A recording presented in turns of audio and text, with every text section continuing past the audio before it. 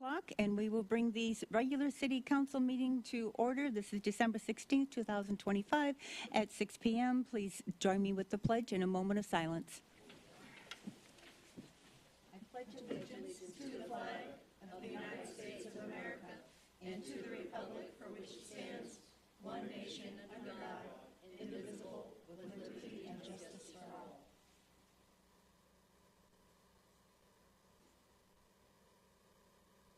You may be seated. Thank you.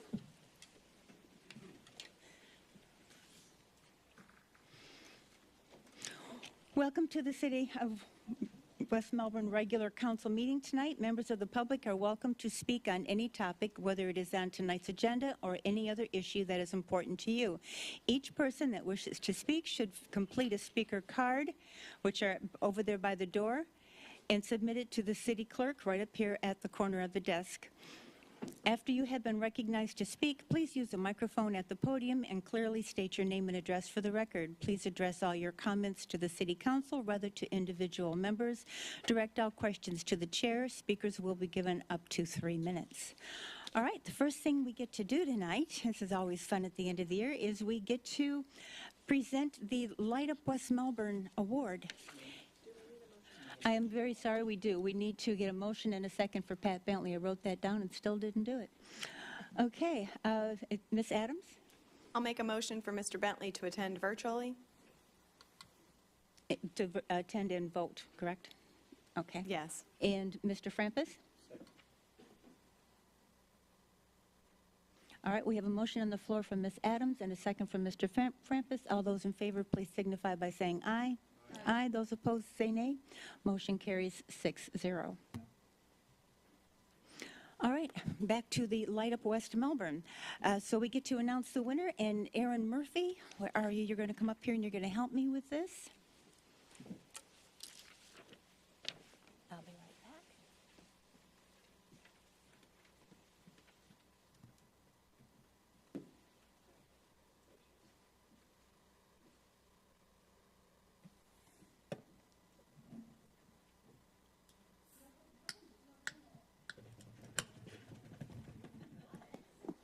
All right, even I did not know who the winner was until just before I got to the meeting here. So the winner tonight of the $100 gift card and the fact that you get to have this this sign in your yard for a whole year. You have to keep it there for the entire year and mow around it. It is yours to keep.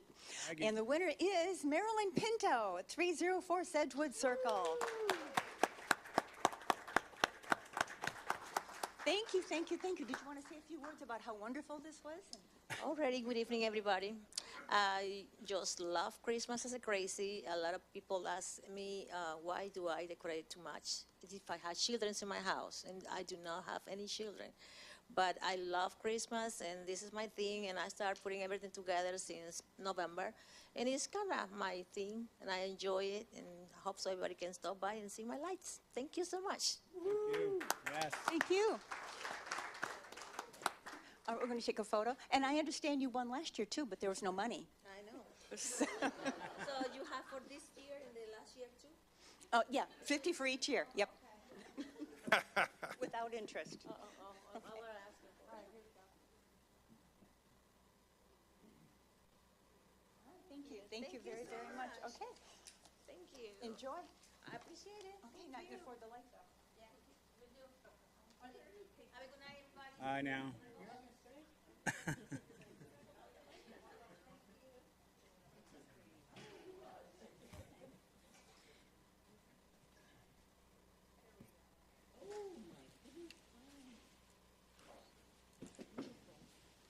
That is very pretty.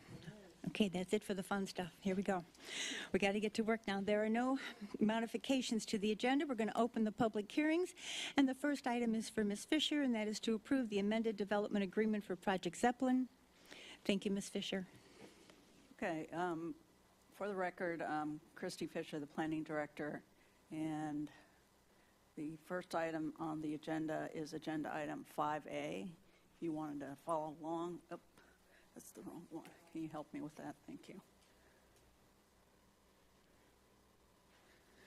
We're going to do a presentation, and then the applicant is in the audience.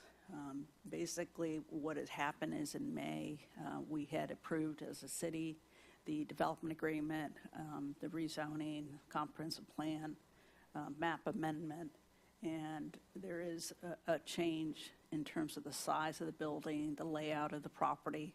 It does not impact the residents to the north in the dunes, but it does, change it. And what we always tell applicants is if there's just some, minor tweaks to stormwater ponds, et cetera, from other agencies, we won't bring that back. But this type of item and this type of change, we do bring back to the board for their disposition. So this is one of these items where we need to have the city attorney tell you a little bit about the quasi-judicial portion. Thank you, and we'll have several of these tonight. The rule is the same for all of them. If you've had any conversations with anybody outside of the staff or outside of notice public meetings, that should be disclosed to the public and to the applicant.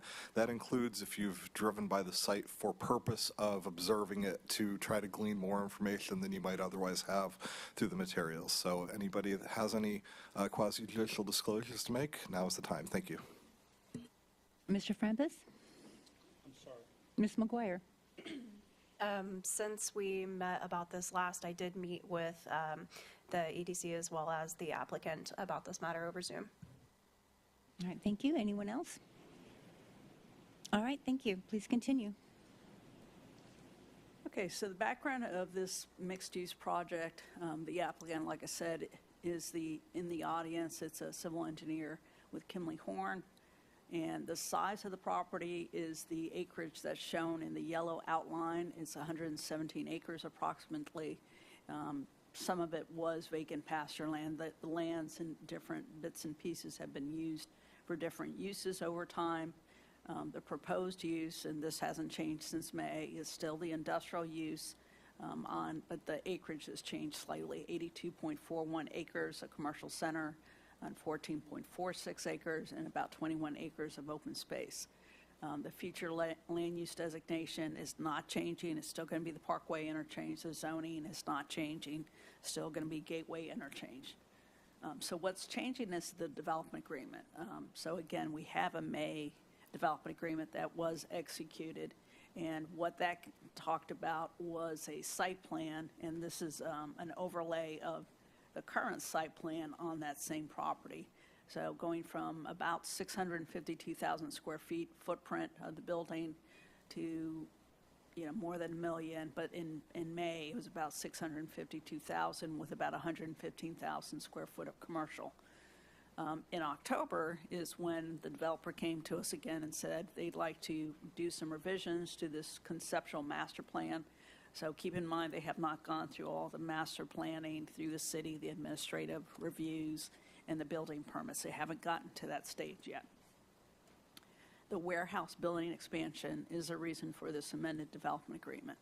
I wanted to point out, like I said, that the dunes at Heritage Lakes is the closest residential, and that's still 422 feet away from the parking. There's still quite a bit of pond area that's in between, so that has not changed.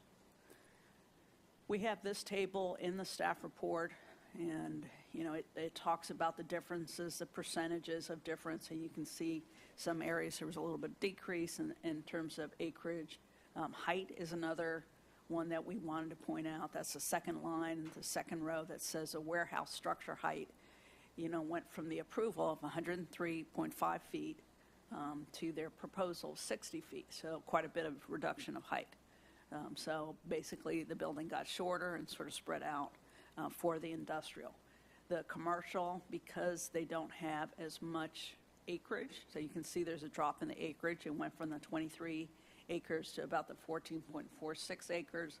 They have a little bit less total square footage for the commercial. So instead of having 115,000, they may have 55,000. But again, the applicant can tell you any of the particulars in terms of whether they have tenants and whatnot. I don't think they do, but you could certainly ask that question if you so choose. What did not change is some of the off-site traffic improvements they have to do. So we sort of broke this up into the A through D. I'm not going to read through this. This is in the development agreement.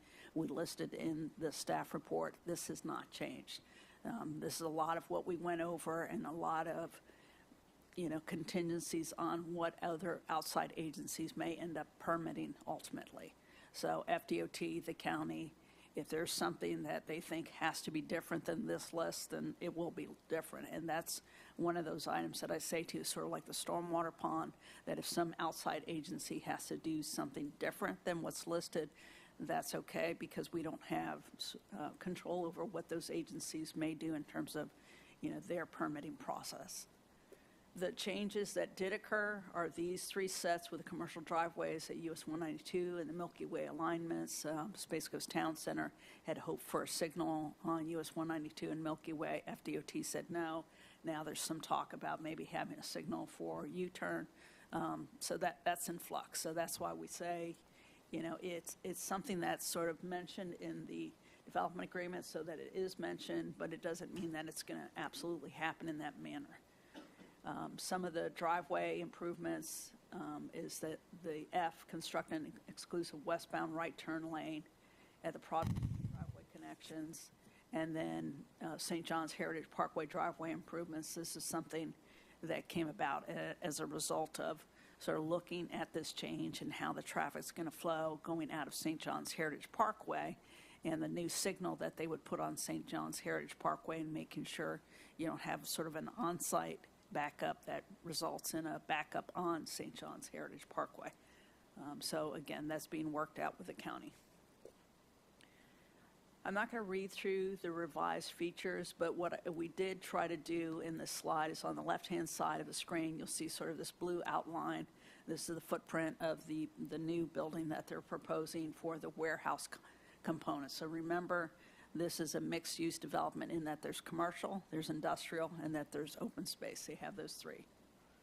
There is a slight reduction in the parking spaces. So when we talk about that, we're talking about this parking field.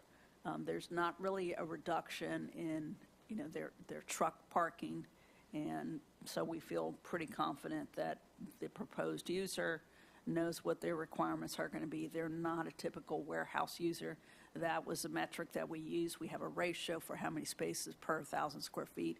And, the warehouse are not really that. So we think that, they're going to be able to meet what they need to. All right, features to remain the same. Everything that we had negotiated, some of the staff had talked to them about. Others, the $50,000 to assist with the construction of a city dog park, that's still in there. That was something the city manager had a hand in. Signage plan is still there. Architectural standards is still a requirement, although they have a different look to them. We still, as staff, have to make sure that this is consistent with our comprehensive plan, that there's no big changes that we need to talk about that make it not consistent. And kind of hidden behind Mr. Bentley is the word LDRs, which stands for Land Development Regulations. Christy, can you run through the math on those percentages? It doesn't add up to me. That doesn't add up to 100%? No, not even close. Well, yeah, it's the 14 and the 82 do add up. I'll have the applicant explain a little bit of where that open space is sort of mixed between the two. And I would rather the applicant kind of talk to you a little bit about that. And it also doesn't add up on 6.1 on page 5A is way off there as well, so. We'll make sure that we have that revised so that the math, does add up to 100%. But we had gone through this before with them, and what I remember with the open space is that it is split between the commercial and the industrial. So, yeah, I'll have them come up here in just a minute. The important parts for the audience to know is that, this is compatible with some of the surrounding properties off of Columbia Lane that have that industrial. It does eliminate multifamily uses from this area because there was a possibility of having multifamily in this area. And it provides landscape and facade improving consistent with the Gateway Interchange District. So that's the zoning district. The Planning and Zoning Board, just last Wednesday, they had their public hearing, and they recommended approval. They agreed with staff's condition. You know, a lot of this has to do with the transportation component. So as long as there was a sufficient coordination with these other agencies about the intersection at Highway US 192 and Milky Way, and whether there be a traffic signal or not, that was a recommendation, and they recommended that council approve it. And again, for the benefit of the audience, the Planning and Zoning Board are advisors, just like staff is advisors to council. And if I could have the applicant come up and explain the percentages. Thank you, Christy. Tim Weber, Aquest Development, the developer for Project Zeppelin. Christy, do you have the presentation? For you guys, yep. And I think you use this one. I actually do have the correct percentages with me, Christy, so I can run through that.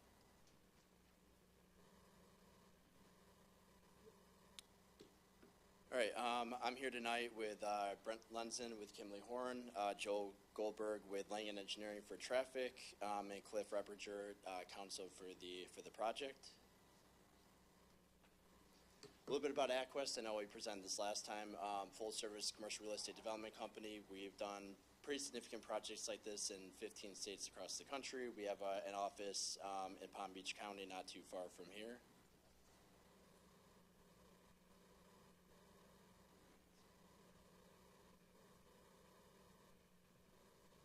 No, it's okay.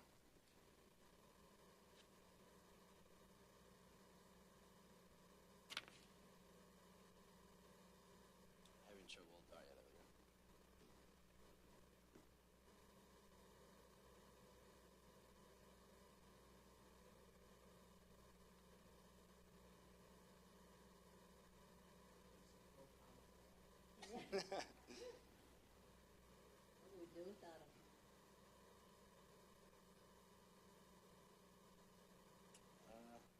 Yes. All right, following the May 4th approvals from this council, Aquest sold 94 acres to Amazon, which did not include the 9.15 acres. We're here to kind of present on tonight.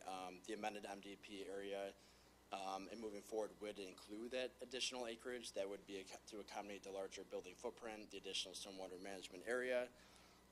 Really the change in the building size we're going to be presenting tonight is really driven by the way product is stored and moved around the building in this building. So the building type has actually changed from a multi-story building to more of a conventional warehouse building that's longer, but it is significantly shorter as we will present here.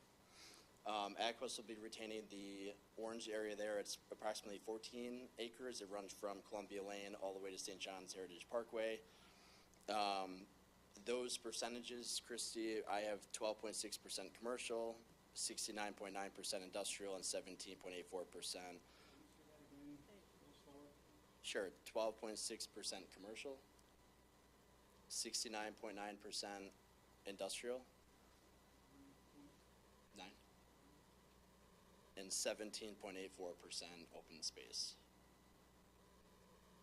How do we get to 100% with those numbers? That doesn't match up to 100 either. 96.09 and 12.06 is over 100 without the 17. Wait a minute, the numbers were 12.6 plus 69.9, correct? No, that's what I thought, yeah. 69. 17.84.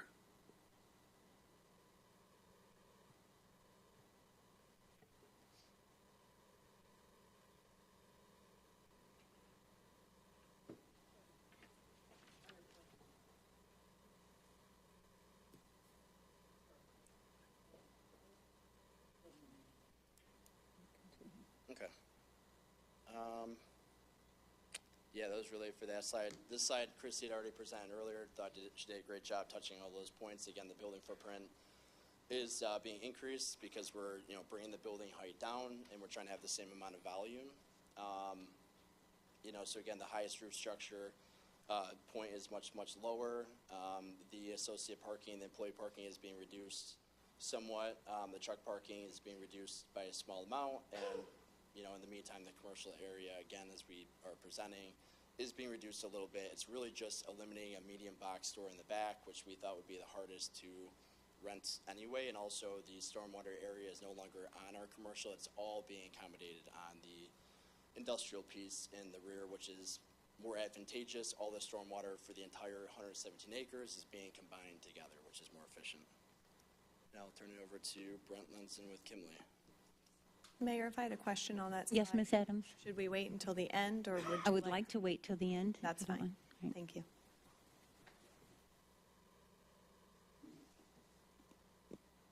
Good evening, Brent Lenzen with Kimley Horn, 200 South Orange Avenue, Suite 600, Orlando. To accompany the submittal, similar to last time, there's a development agreement, and then there's also a master development plan, the MDP. To stick on the percentage thing, I know a bunch of numbers were thrown out there. As shown in the MDP, the numbers are 12.26 commercial, 69.90 industrial, and 17.84. We did confirm that is 100 with no decimals after it. So we should be good there, but that is in the MDP set. So within the MDP set, just as a refresher, the property itself, north is plan left. So you have St. John's Heritage Parkway bordering the property on the west side, which is a county right-of-way.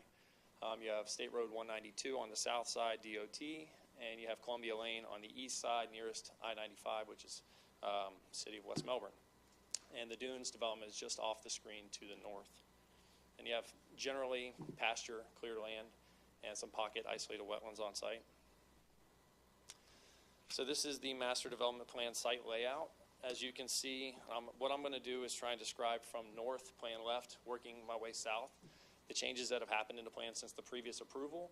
So starting from the north buffer, which is plan left, inward, that stormwater pond cross-section to the truck parking area is the same distance.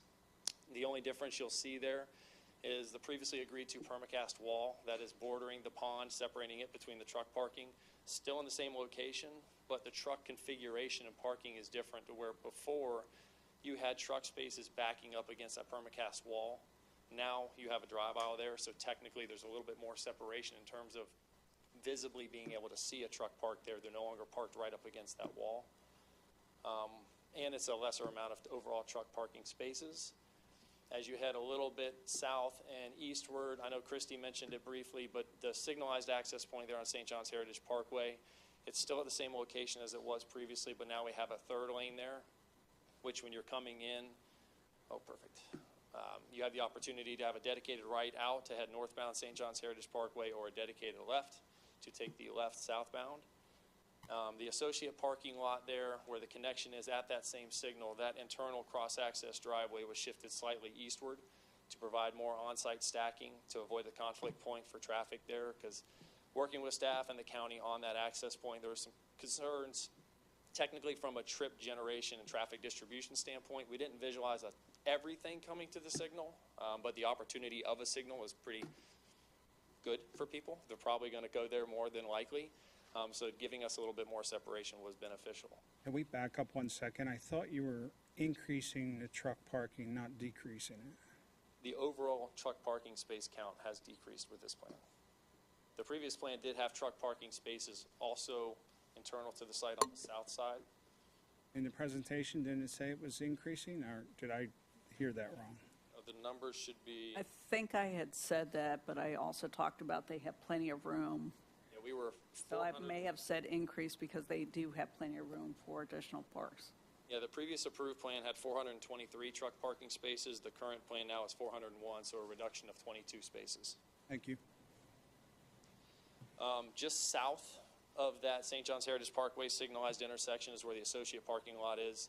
That parking count has reduced as well. And through the evolution of St. John's Water Management District permitting, stormwater design, and also some changes there to that configuration, we were able to save a bit more wetlands. So there's some wetland preservation that's more than what was previously contemplated in the plan. The building footprint has obviously changed. And then Tim mentioned earlier the stormwater management. Previously, the commercial bumped further north, so it was a larger acreage, but it did contain its own stormwater management on that property.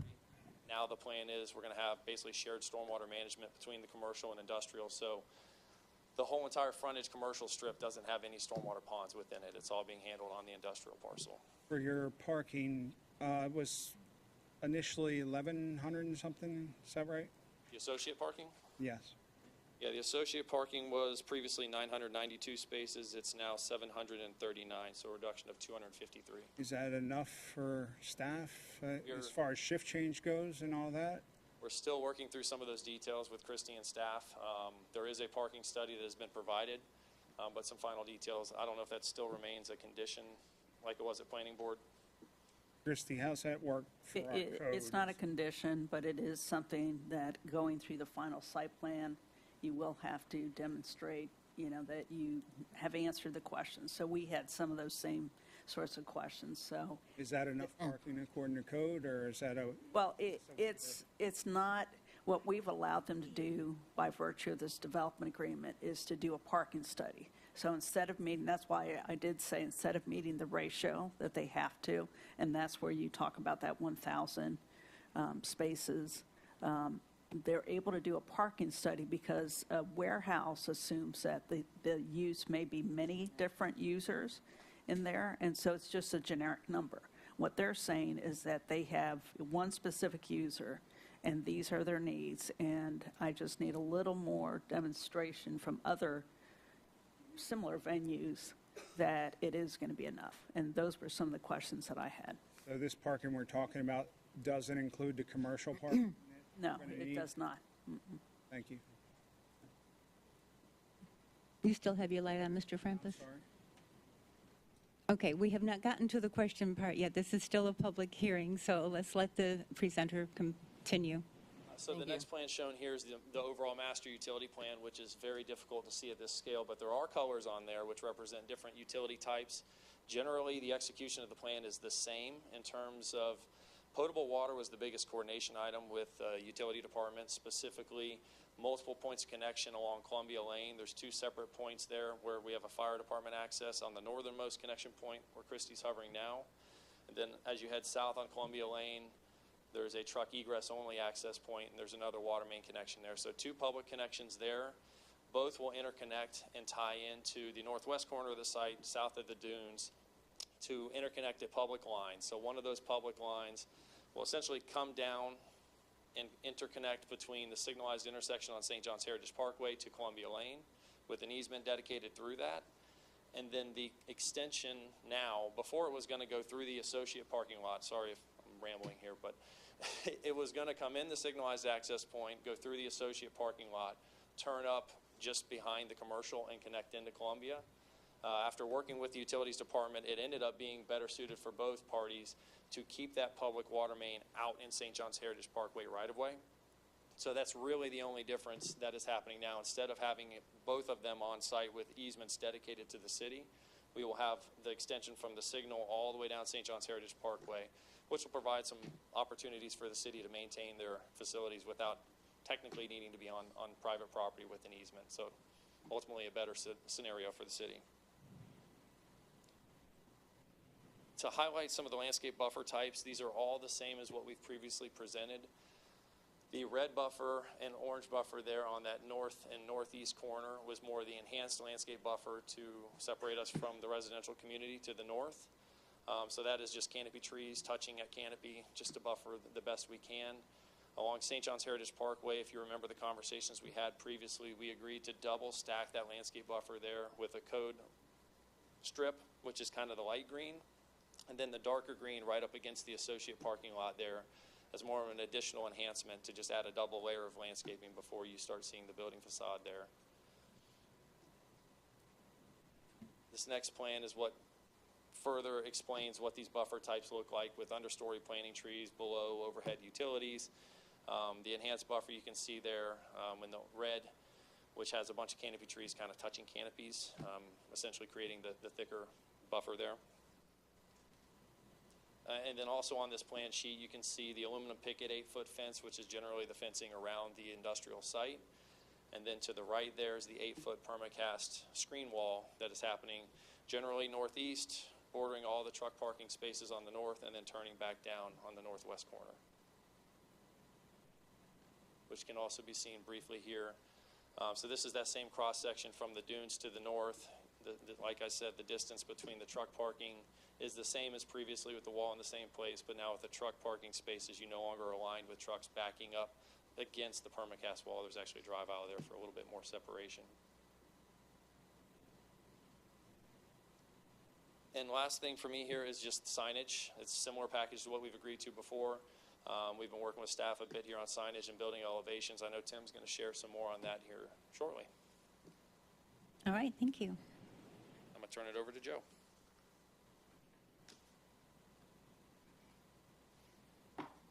Hello, everyone. My name is Joe Goldberg with Langen Engineering. I'm one of the traffic engineers who's been working on this project. So Christy did an excellent job going through the proposed changes that we are planning with this new application. So as you can see from the screen, this is the proposed access points to the site. Basically, this is staying the same from the previous application. What we've changed is that we've removed what was the westernmost driveway connection to US 192. And in doing this, this helps create a better operation at US 192 and St. John's Heritage Parkway, because that driveway connection would have been connecting to what is the existing westbound right turn lane, which would cause for a not safe operation.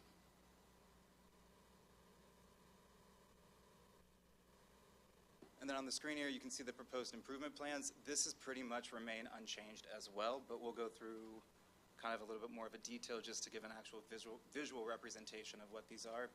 So at intersection A, we're still proposing to signalize the intersection, include exclusive northbound left and right turn lanes, as well as the exclusive southbound left turn lane.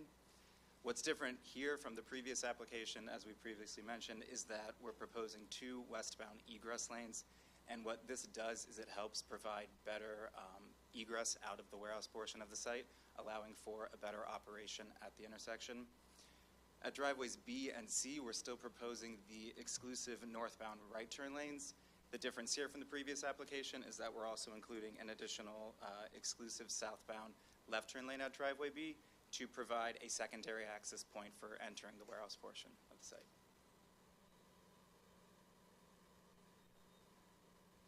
So everything you see on the screen here, this has remained unchanged from the previous application.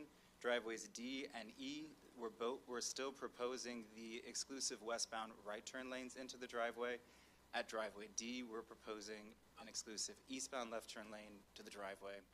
We're still proposing the truck wayfinding signage on US 192 to make sure that trucks are directed to St. John's Heritage Parkway to access the warehouse portion of the site.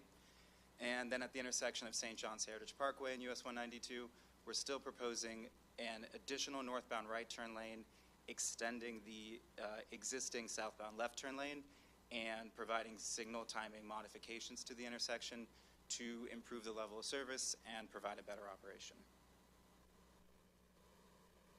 And then so what you can see on this plan is all of the proposed roadway widening projects that Brevard County and FDOT have identified within the vicinity of the project. In particular, I want to highlight what's in blue. That's US 192 between St. John's Heritage Parkway and Coastal Lane. In the existing conditions today, this is a 4-lane roadway, 2 lanes in each direction, and it's been identified to be widened in the 2036 to 2040 build year to a 6-lane roadway, which will increase the capacity of the roadway and allow for better operations and decrease travel delay. So I'm going to send it back to Tim.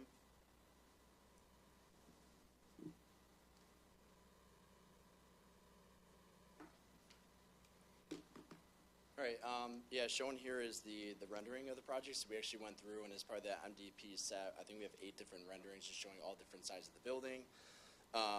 You know, we worked very closely with Christy and her staff starting in October when we first submitted to work through enhancing the building appearance. So we did that over the last 2 months, you know, through additional color schemes, building textures, and articulation. Again, the front facade here faces St. John's Heritage Parkway, so it's a really good entrance for employees and visitors of the building. This is what you're seeing, you know, as you're driving down the parkway. And again, as Brent was showing before with the landscaping plan, so that's all, paired with the landscaping plan that we put a lot of thought into, the buffering. So I think the two together is going to, produce a really nice product here on that site. Just to mention again, the building, we centrally located the building the best we could on the site. So it's as far from, every side as we could possibly get it. The building, again, is 55 feet to the highest roof surface, which is, what building height is defined as. Hotels in the district could be up to 120 feet. So just to show you that we are significantly less than what could be here. Here's another view of the building, again, as you're coming down the parkway. This is taken from more inside the site. The building is several hundred feet from the parkway with a lot of landscaping, but this kind of gives you a sense of signage and scale. This here is the rear of the building. This is facing Columbia Lane. Not a lot of traffic on Columbia. That's where emergency access will be for the site. And also the secondary guardhouse with overflow, exits for the truck at that location. But as you can see, the articulation, the color schemes, and materials all wrap around the entirety of the building, which, provides really good continuity. Another rendering here of the front of the building.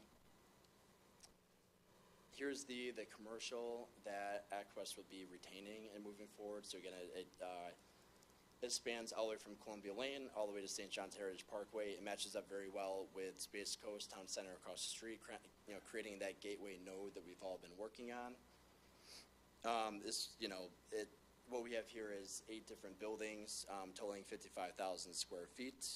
But we're trying to, aim for desirable commercial that will bring in both national users and local users as well to this development here. We also are highlighting here the signage. So that's the typical West Melbourne signage you see throughout the city. So what we're doing and working with planning staff is we'll have a pylon that will have all the different users for the commercial retail. And then the West Melbourne sign will be at the top to, kind of say welcome to, West Melbourne and this, significant development. This just shows architectural style. So we, work through this also with Christy and staff just to show as we move forward, we don't know exactly who the users will be, but at least we have a baseline for the quality of the retail commercial that we're trying to, develop here on that site. That's the end of the presentation. I also have, we have Sam Blatt here with Amazon. Sam, if you want to say a few words. Good evening, Mayor, Commission. My name is Sam Blatt. I lead economic development for Amazon. First of all, I apologize for my tardiness. I had car trouble and had to do a quick pivot to find another car to get here. So I walked in all cool and calm, but the last 2 hours and 45 minutes, I was like, I got to get to this meeting because I wanted you guys to see me and to know that we are truly thankful for all the work that Christy and her staff have done. I got to tell you, this is a massive building for us, right? It's a incredible piece of technology that we're going to be developing. And to not just have one site plan approved, but now, fingers crossed, hopefully 2 in this amount of time is incredible. And so you have to be very proud of the staff that you have and how well they have done at working with us. So I wanted to say that. And also just, again, I'm not sure how much was described, but this is, going to be our first mile fulfillment center, the most state-of-the-art facility that we have in our network. And we're just proud to have it come to West Melbourne. And so we really appreciate your time. Happy to answer also any questions. Well, thank you. We'll have questions come up here in just a little bit. All right, thank you very, very much. Is that the presentation? All right, this is a public, this is a public forum. And we do have a speaker card. Edgar Palafax.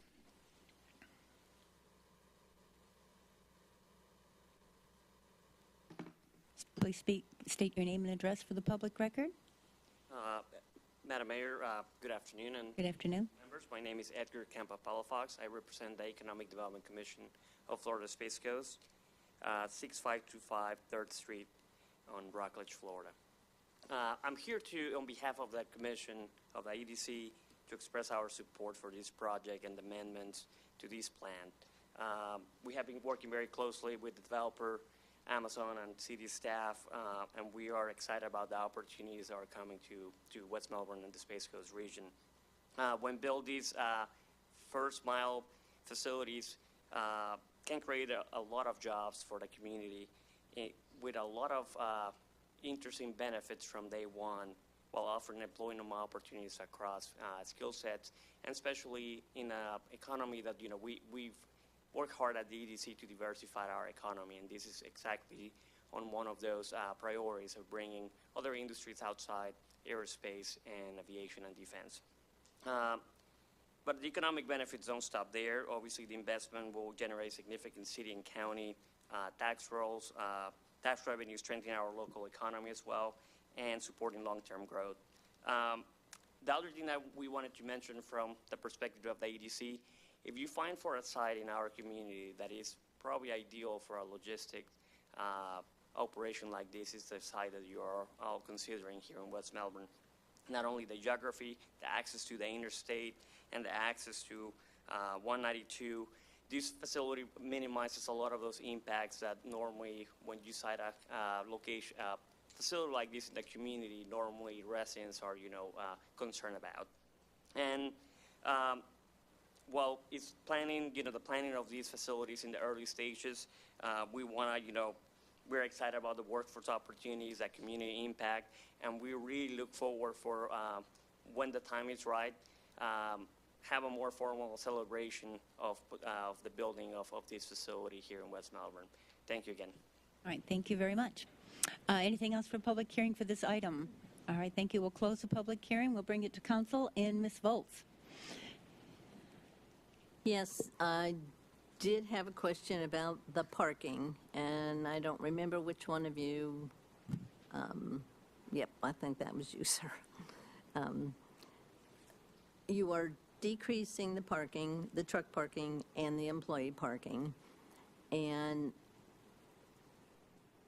I'm trying to figure out in my mind how you came up with the fact that you will need less on both. Could you kind of explain that a little better? Because I know you said you're going to need less parking and, the mindset behind that.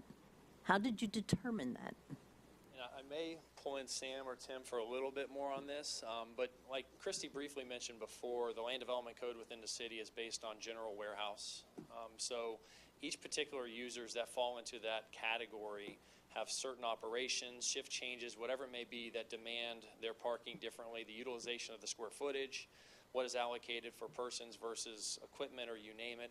So a lot of that goes into the calculation to determine what truly is necessary for parking, because I promise the investment that Amazon is making in this project, the last thing they want to do is personally underpark their facility for their own staff. Yeah. So that's definitely something that is heavily considered in this process. Like we mentioned, we've prepared a parking study to show the justification to support that based on the user's operations and the shift changes. I don't know, Tim or Sam, if you want to add any more. Yes, the square footage of the building is actually shrunk from a gross area standpoint. So although the previous building was a smaller footprint, it was 98 feet tall. And so there was a lot more product in those facilities going in and out. This is a smaller gross area. That said, we are still creating over 1,000 full-time jobs. Not to get too in the weeds, but Amazon is optimizing its sort of pre-first mile network. And so the product that's going to come into this facility, stay there, is not going to be there for very long. And so the product is fast moving, and it's going to be in and out quickly, so we don't have to have a lot of trucks there bringing a lot of product and a lot of employees there. Okay. Well, first of all, I would like to say welcome to the city of West Melbourne. We are very, very happy that you are here. So, thank you. Mayor. Thank you, Ms. Adams.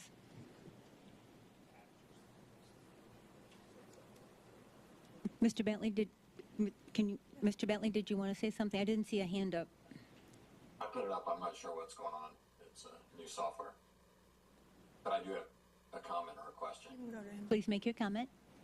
Thank you. Hey, I wanted to make a motion that we approve this, but I do have questions. All right, so you want to make a motion? We'll get a second. We'll come back for your questions. Yes. All right, you want to go ahead and make your motion? Yeah. I make a motion that we approve the Project Zeppelin amended master plan.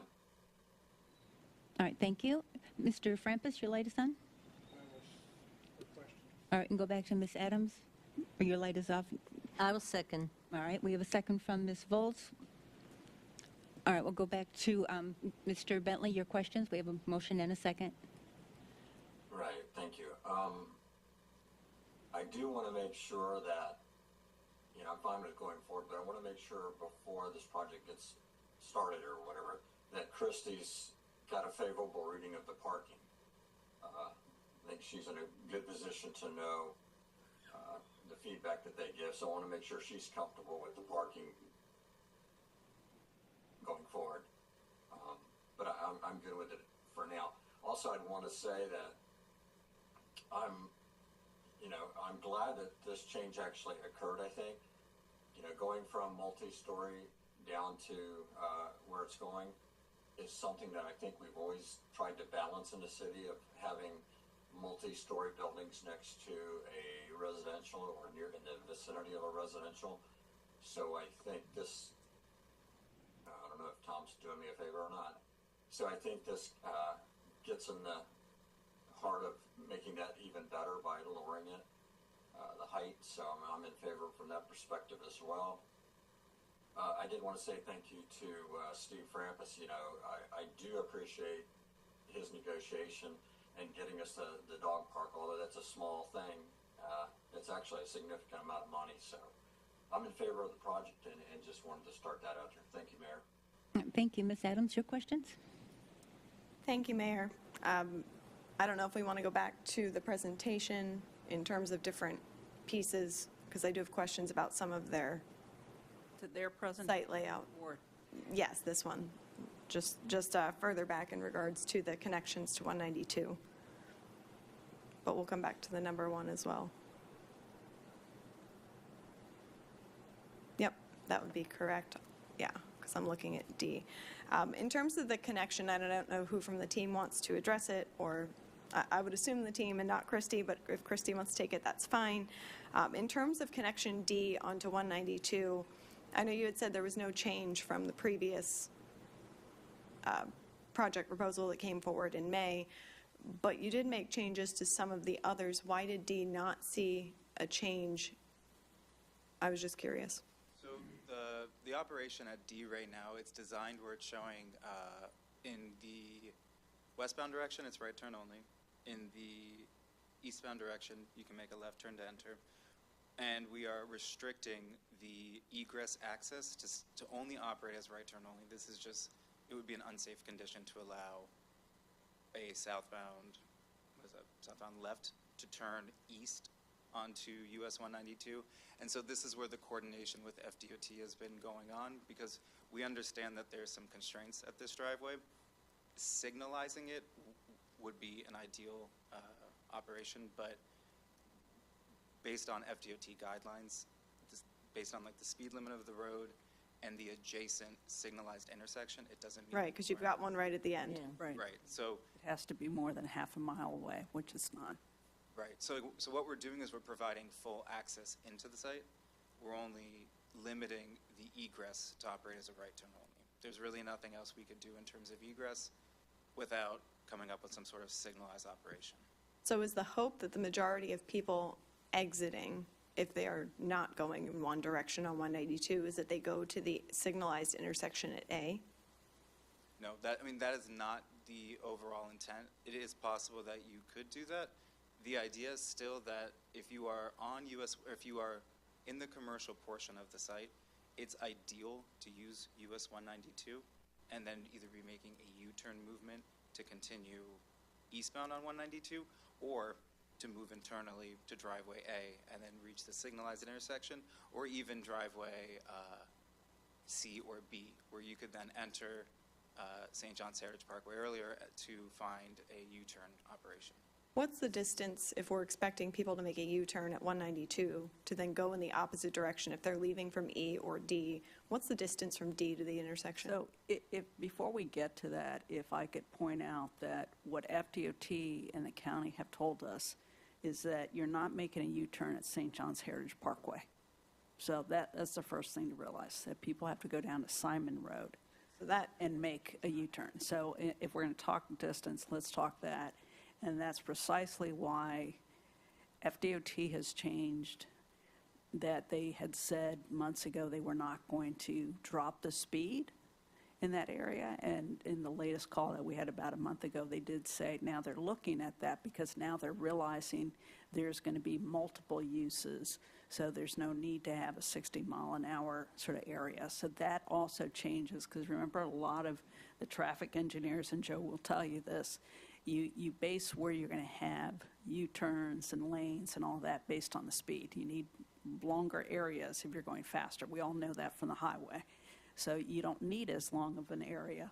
But yes, it is something that the county, the city, and FDOT sort of have to work out, because there was a notion that maybe when you left E, you'd have to quickly get over so that you could do like a specialized type of U-turn in a median cut to be able to go eastbound. And that's the part that still is not quite worked out. Correct. And so, like, like what you see today, without any sort of modification to driveway D, if you were to leave from E, it is possible to maneuver to where driveway D is located to make the U-turn at that location. Still not ideal, but that's what we're coordinating with FDOT and with the county. have you driven on 192 during rush hour time? I Just curious. just did it, yeah. I'm just picturing people leaving E, trying to make that, And that feels the thing dangerous. that I was observing as I was doing that is that this seems to be the condition all along US 192, the way the medians are set up. So this does align with the characteristics of the roadway, but I understand the concern. So then FDOT does not want the U-turn at St. John's. What they're, They do not allow it. There's signage there already. and so, right, but That the doesn't concern mean is anything. signalizing D, and that's really what we're working with. Yeah, if I could just interject, we have come a long way, boy, to say we've had a dozen meetings with FDOT would be putting it lightly. We have come a long way in opening DOT's eyes to future solutions, and are just now starting to make some progress in getting some of their traffic people to see it from a little bit more practical position. And so I really believe that by the time this project starts construction, FDOT and the county and us are going to be able to work that intersection out much better. And the main factor is decreasing the speed limit. That's what's driving the whole thing, because if the speed limit can be decreased, then that opens the opportunity for more different types of improvements. Other than the people who get frustrated, the speed limit is decreased. Well, that's a natural occurrence. As traffic increases, speed limit does decrease on these type of roadways. We're seeing that currently with the changes that FDOT has made to 192, and I can't speak for the rest of council, but the feedback is less than glowing, which is unfortunate. In terms of the project changes from May till now, one of your team members, I appreciate that they made the comment that it's a massive project. It's kind of the word that came to mind as I think about the project. You have an increase for 88%, knowing that the height changed, right? So we're looking at a height decrease. Christy, if you want to flip to the chart with the percentages, I was just wondering about those. You guys can, because you have the. Oh, fabulous. Yep, there you go. Thank you. I know we were adjusting the height, which then came down, that 42%, but then your building footprint increased. You're looking at that increased footprint in terms of spreading out wider. That increase is significant compared to the decrease in height. I know this is, you're saying it's state-of-the-art, the first one that'll be, following this new plan. What data do you have that shows the increase that's necessary from a width perspective as we're stretching it out and then impacting the land differently than if we were building higher? Well, yeah, so again, the volume overall of the project is decreasing, so I just want to say that again, even though the footprint is increasing by 88%. We're bringing the building height down. That bringing it down is reducing it by several floors, so it's significant.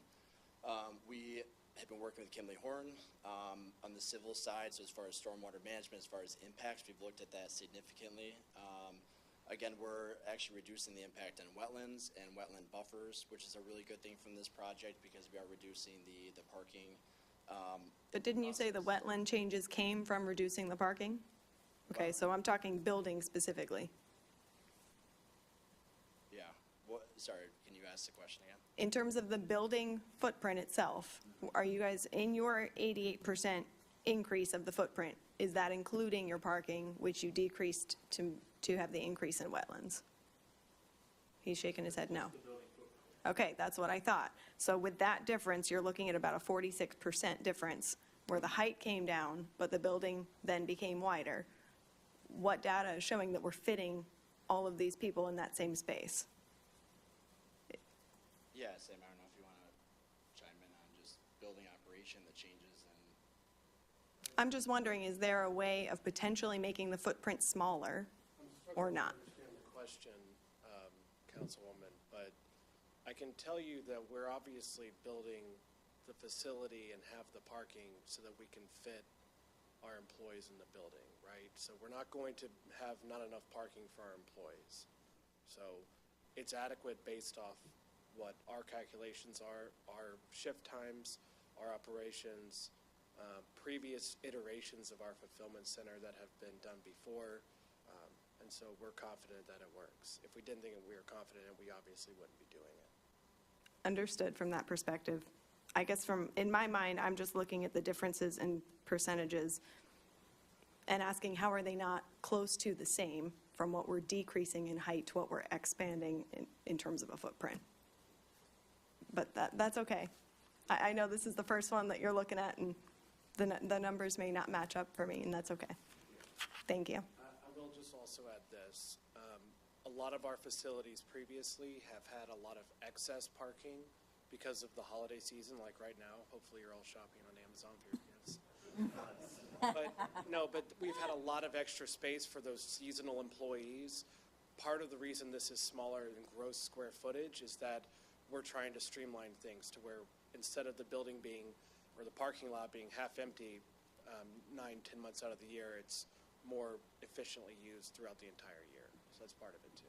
Are you expecting the same, knowing that the commercial space decreased? Just in terms of usage and what you're expecting there compared to what you were expecting back in May? Oh, yeah. I mean, we're still going to hire over 1,000 full-time employees and everything like that, yes. Okay, thank you. Right. Mr. Frampus?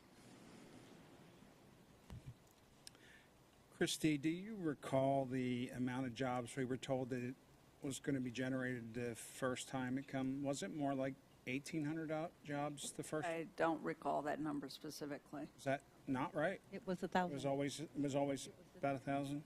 Okay. All right.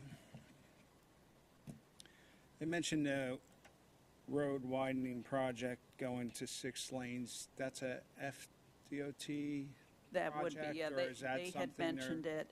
Yeah, the only caveat that I give is that, remember, it's not in a vacuum. So when we talk about, the red line and that FDOT may do that to 6 lanes, there's a lot of ifs that go with that. So there's the funding, and I know that it's pretty predominant that you see the purple line, unfunded 4-lane widening.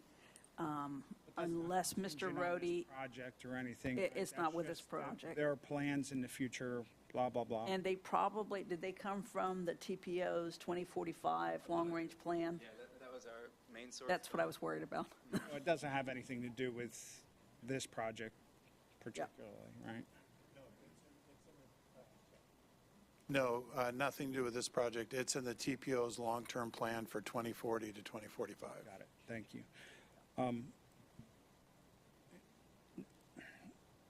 I don't know. Nobody else seems to be concerned. I just think it's significant that we're losing 52% of the commercial square footage in this space. when we originally approved this, I thought there was going to be a lot more commercial, and it seems like we're cutting that in half. So that's concerning to me and disappointing. I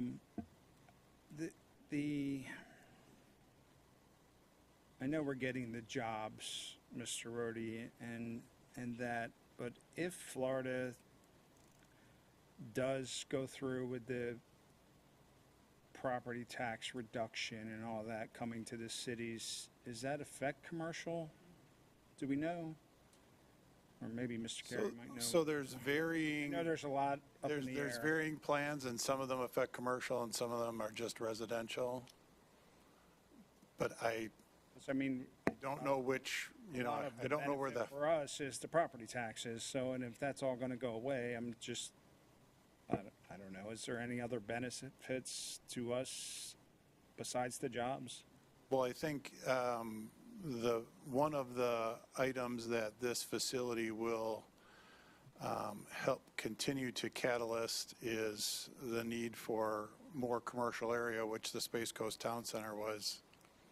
Very disappointing on that getting completed too. So more people traveling, more cars, better opportunity for Space Coast Town Center. If I could have the EDC make a statement about industrial versus commercial in terms of the impact to the economy, because it was the EDC that sort of educated me about, the positive impact of industrial, which is why this county does so well. Yes, thank you, Chrissy. Just in general terms, in economic development, manufacturing has the highest impact on jobs, not only on ripple effects to the economy, and when basically we use economic development impact analysis, normally there are different softwares, Implant is one of the most standard ones that universities uses. The highest multipliers from in different industries is manufacturing. There's a reason for that. Just, the types of jobs that they hire from GD to PhD on different, skill sets. They normally consume power and consume, they have suppliers, they have just different impacts, and then mostly bring new money to the economy. In Brevard County, if you see the county as a whole, in proportion, the workforce that works in some fashion in manufacturing is about 13% of that workforce. If you compare that to the rest of the state is roughly about 5%. So, we are, significant, higher in manufacturing. If you see the nation as a whole is about 9% in some sort of manufacturing. So you see how Brevard County rates higher on that proportion, and we see that impact. The best example was the pandemic, and that's when we started talking, about the impacts.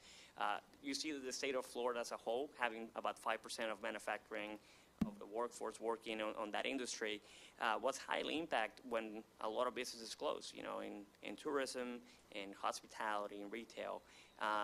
Manufacturing was deemed essential.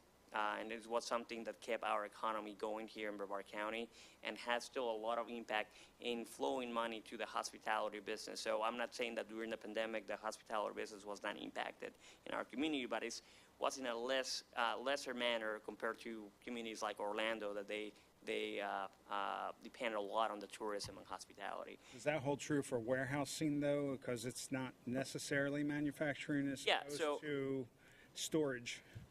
So if you want, one of the things that also we look as a strategy for the Economic Development Commission is having that diversity of jobs, for anyone that wants a job in our community. So normally logistics is one of those industries that also hires across and provides entry-level jobs and is able to offer basically a ladder of growth for other positions. In this case, logistics, something that our community actually doesn't have a lot of logistic jobs as a whole in proportion compared to other communities like Marion County in North Central Florida, or even just north of us, Daytona and Volusia County. So having that diversity of industry helps a lot for any shocks that we're not expecting, a recession, or something happening specifically in defense and aerospace, where, obviously those are strong industries in our community. So having that Different industries growing at different rates at different times helps a lot on providing that resilience. And I know you wanted to say something. Well, Councilman Frampus, we actually have had Oxford Economics do studies on specifically Amazon facilities that have 1,000 employees or more locate to a community, and what are the effects of that. And they found astonishing results. They found that other new businesses formations go up. They saw that unemployment goes down. They saw even that violent crime goes down in those communities, which was, I thought, personally very interesting. So there are a lot of indirect benefits to this beyond just the direct jobs themselves and wages or property taxes. Thank you. As far as the commercial space goes, Christy, I don't know if you can answer this. A lot of the pictures they showed were more like strip mall kind of things, but the pictures I saw with commercials are they individual commercial buildings, or are they this strip? Well, that's why I have this up, and Mr. Weber, if you could come to the podium, please. But I think all these represent individual buildings. So, yeah, you're never going to have like a strip center. So 55,000 square foot is not going to produce like one grocery store. But if you go in a back to the plaza. pictures, it looks like the pictures are all kind of like multi-unit buildings where, according to your buildings, it looks describe like this. individual type buildings. So Yeah, I just want to clarify these pictures. So these pictures are generated from the city of West Melbourne, and we use these pictures when we meet with developers and commercial to show them the feel that we are looking for. So the finishes, if you will, the finishes, the height, the quality is what we are baking into the development agreement, not so much examples of this is what we want. I guess my question is, are they single commercial units or are they multiple units? So it'll be a little bit of both. So again, this provides a baseline for what could be at the site. We just want to show, hey, 55,000 square feet roughly is what this site can accommodate. So the photos, like Mr. Rohde mentioned, it provides really just a baseline for the quality and the style of what we're looking to produce. So at the site. the shape might change, is that what you're telling me? So it's just a total of 55,000 and that's kind of just going to get mixed up? Well, and if they do sell any property, so what they've shown here is how many buildings, Tim? 8 buildings. And we have that envelope of 55,000 square feet. But if they do decide that they have to go through the subdivision process because some tenant wants to buy a piece of property, then that shape will change. But I believe Mr. Carey's going to talk a little bit about the changes to the subdivision program later on in the agenda. So it is 8 buildings that they're showing. So we would look at that as like 9. Okay, we would look at that as a max, along with that square footage of 55,000. So a few things to add to that. The 9th is a canopy for a gas station.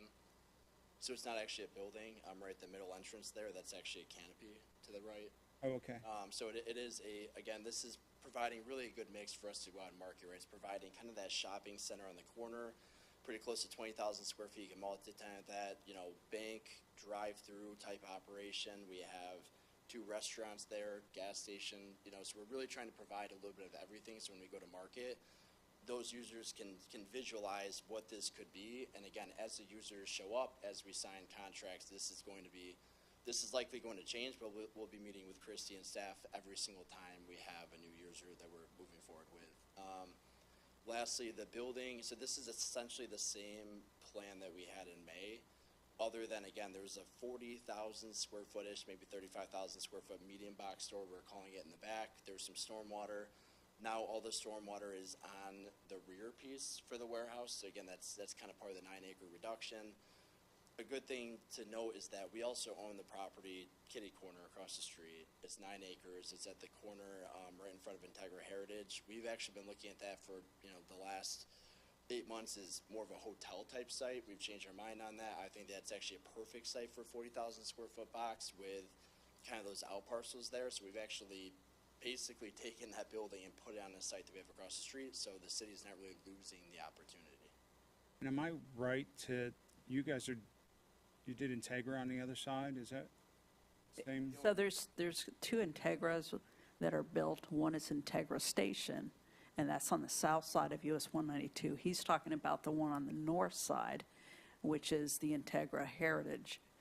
So it's the same company. There's a bunch of commercial there as well, too, right? There could be at the Integra Heritage, but there's nothing in front of it right now. As a council, we keep getting told that all this commercial's coming. There's just nothing coming. So, I mean, my concern is that we keep getting told this story that commercial's coming and we don't see anything. So what's your plan on getting commercial in? We're marketing.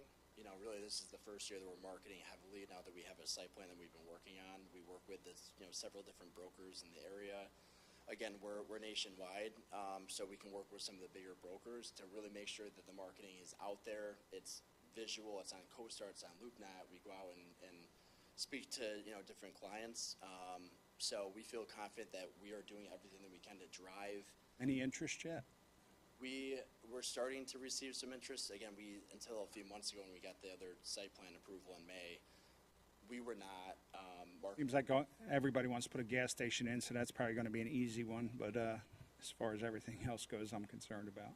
Yeah, and again, we are working through that. We want to keep talking to the city about who is looking at the property. You know, we continue to, I think, talk to Christy about that as well. We're hopeful for the different types of users that are coming. We hope that also local, commercial is aware that this is available. And if they want to go to the west side of 95, our doors are open. 1,000 employees need to eat, so, Subway, I don't know. So, That one. thank you. Ms. Bowles, followed by Ms. Adams. Long now, I forget what on earth I was going to ask.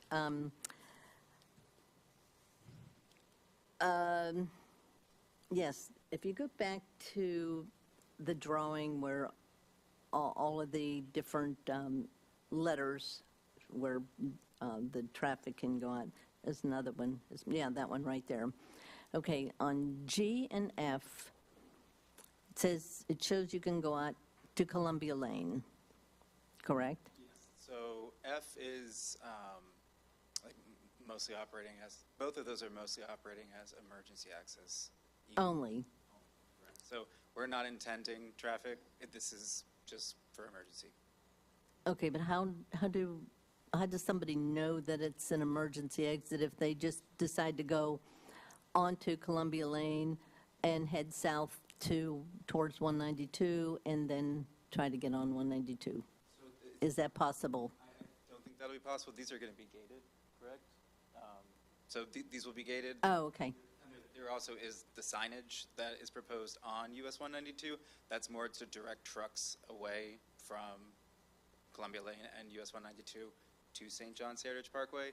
And the G and F only connect to the warehouse portion of the site. So this is inaccessible from the commercial portion. Okay, that's what I needed to know. Thank you. Ms. Adams. Thank you, Mayor.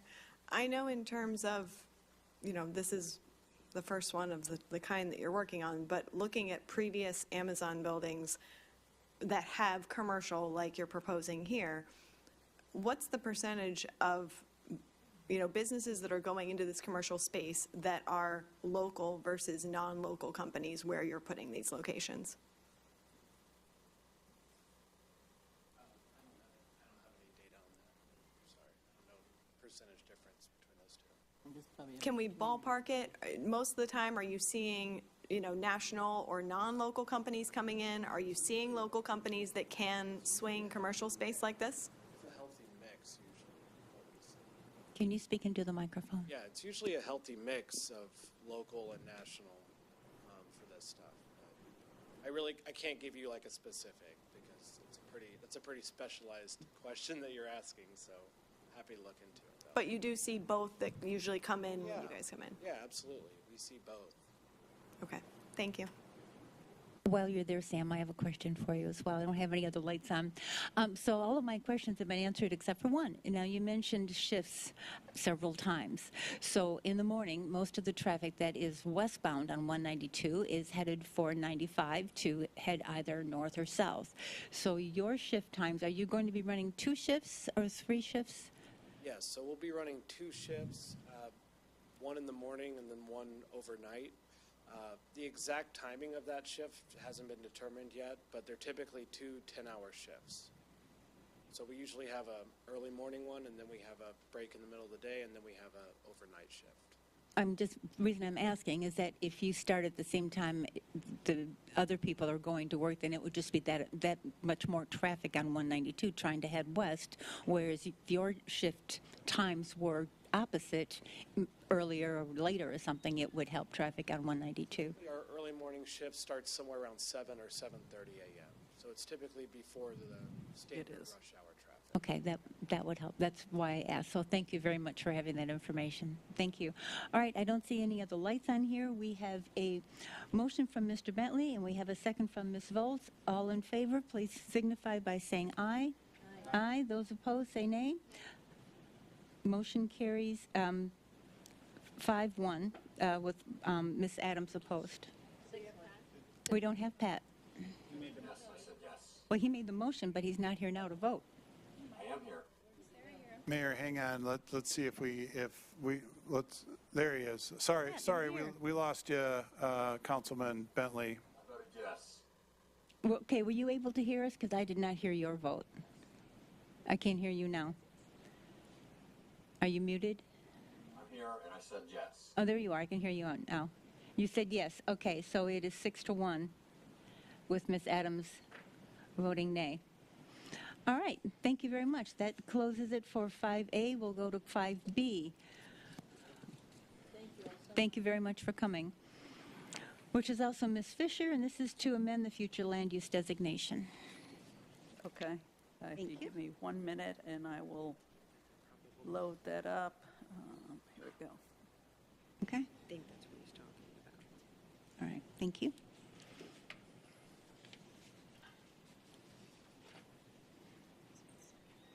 All right, I'm going to start while we have IT helping us out here to make sure that Mr. Bentley is still listening to this. So 5B and 5C, you did hear at a previous council meeting, this is about Ocean Crest, which would be a skilled nursing home. And this is adjacent to the Your Life property off of Minton, near the intersection of Heritage Oaks Boulevard. And yes, there were some items that council asked for us to follow up on, knowing that there was going to be a second reading of the ordinances to approve the comprehensive plan, map amendment, and the rezoning. So I'll leave this part to City Attorney. Thank you. And once again, this is a quasi-judicial matter, and you are required to disclose any conversations or other communications that you've had outside of the staff report and the staff presentations or conversations with staff. So if you have any disclosures, please make them at this time. Anyone for disclosure? No, I have no lights on. All right, please continue. So the background, again, you have Jake Wise, who's in the audience, representing the property owner and the particular Ocean Crest skilled nursing facility that would come on site. This property is not as big as what we just heard. It's only 6.12 acres, located at the northeast corner of the intersection of Minton Road and Heritage Oaks Boulevard. And it would have to, in order to have this nursing home, you have to go from the commercial designations that it has to something institutional. That's the way that our zoning code is set up. So 5B in the agenda has to do with the future land use designation. So that's what the staff report deals with. That's what these slides show, is that you have sort of a reddish color if you look on the left side of the screen. To the south of Your Life Memory Care, you have the commercial designation.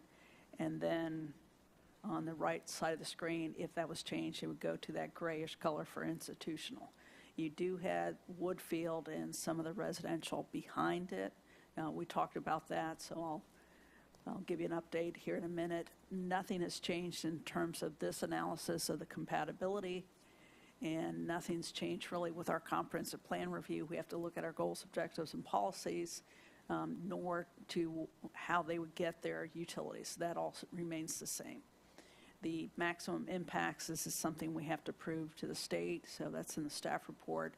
We talked about, the institutional being the future land use designation that they're seeking. And then I always like to remind everybody that there's a property rights sort of balance in the state of Florida, that it's not just that a city can say, okay, because somebody has property and it's vacant, it's got to be vacant for the next 50, 100 years. The way the state looks at it and has told all local governments is if they have the right zoning, they can develop whatever's allowed in that zoning district. Switching to agenda item 5C, we have sort of two parts to the rezoning. So what makes institutional zoning unique is that you always have to have a site plan that goes with it. It's not just sort of a broad changing it to a C1 or C1A or CP. When you go to the P1 zoning, which is what they're proposing on this slide, they have to have a site plan, and that's what they showed you all last time. That's where you all had, some of your comments. Again, the compatibility part of it does not change, and what the applicant is saying that they want to do is have the 117-bed nursing home, maximum of 30 feet of height. It would be approximately 83,000 square feet, and they meet some of the other criteria. We also have to make sure they're consistent, that plan is consistent with some of the sort of the basic items in the land development regulations, and they are, and especially with the fact that that's still part of the town center overlay and how that area gets developed. So part two then of the rezoning is jumping to this concept plan. So this is the colored rendering where sort of that beige color is the building. The green is any of the open space, including some green in the middle of the building. And what I've done here to sort of highlight the changes from last time is to show you that red oval and the 20 spaces. I'll let Jake Wise talk to you about what type of surface that's going to be instead of a regular, concrete or asphalt surface. And then I've also labeled some of the HC stands for handicap, so you'll see that lettering towards what would be Minton Road on the front.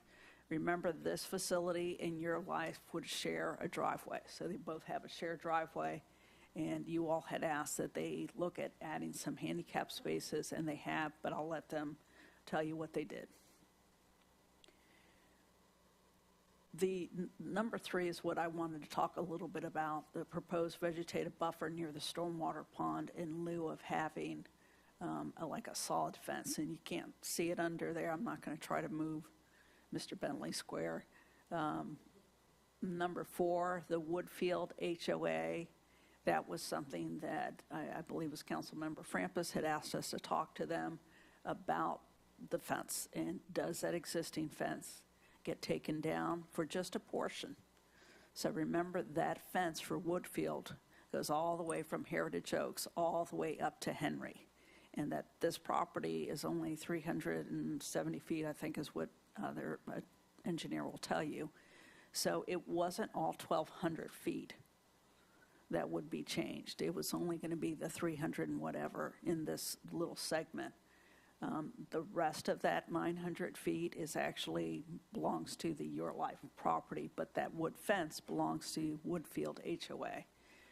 So number 4 just explains that, we, Mr. Rohde and I met with the Woodfield HOA to ask the questions about whether they would be, desirable of giving up that portion of fence.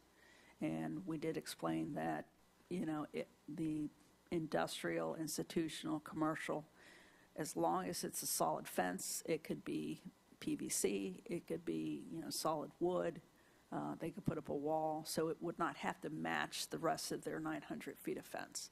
It could be something different. And that, the ownership would be split. If you think about that, part of it then would be owned by this corporation, and another part would still be owned by Woodfield, and they had some concerns over that, and I know they're in the audience.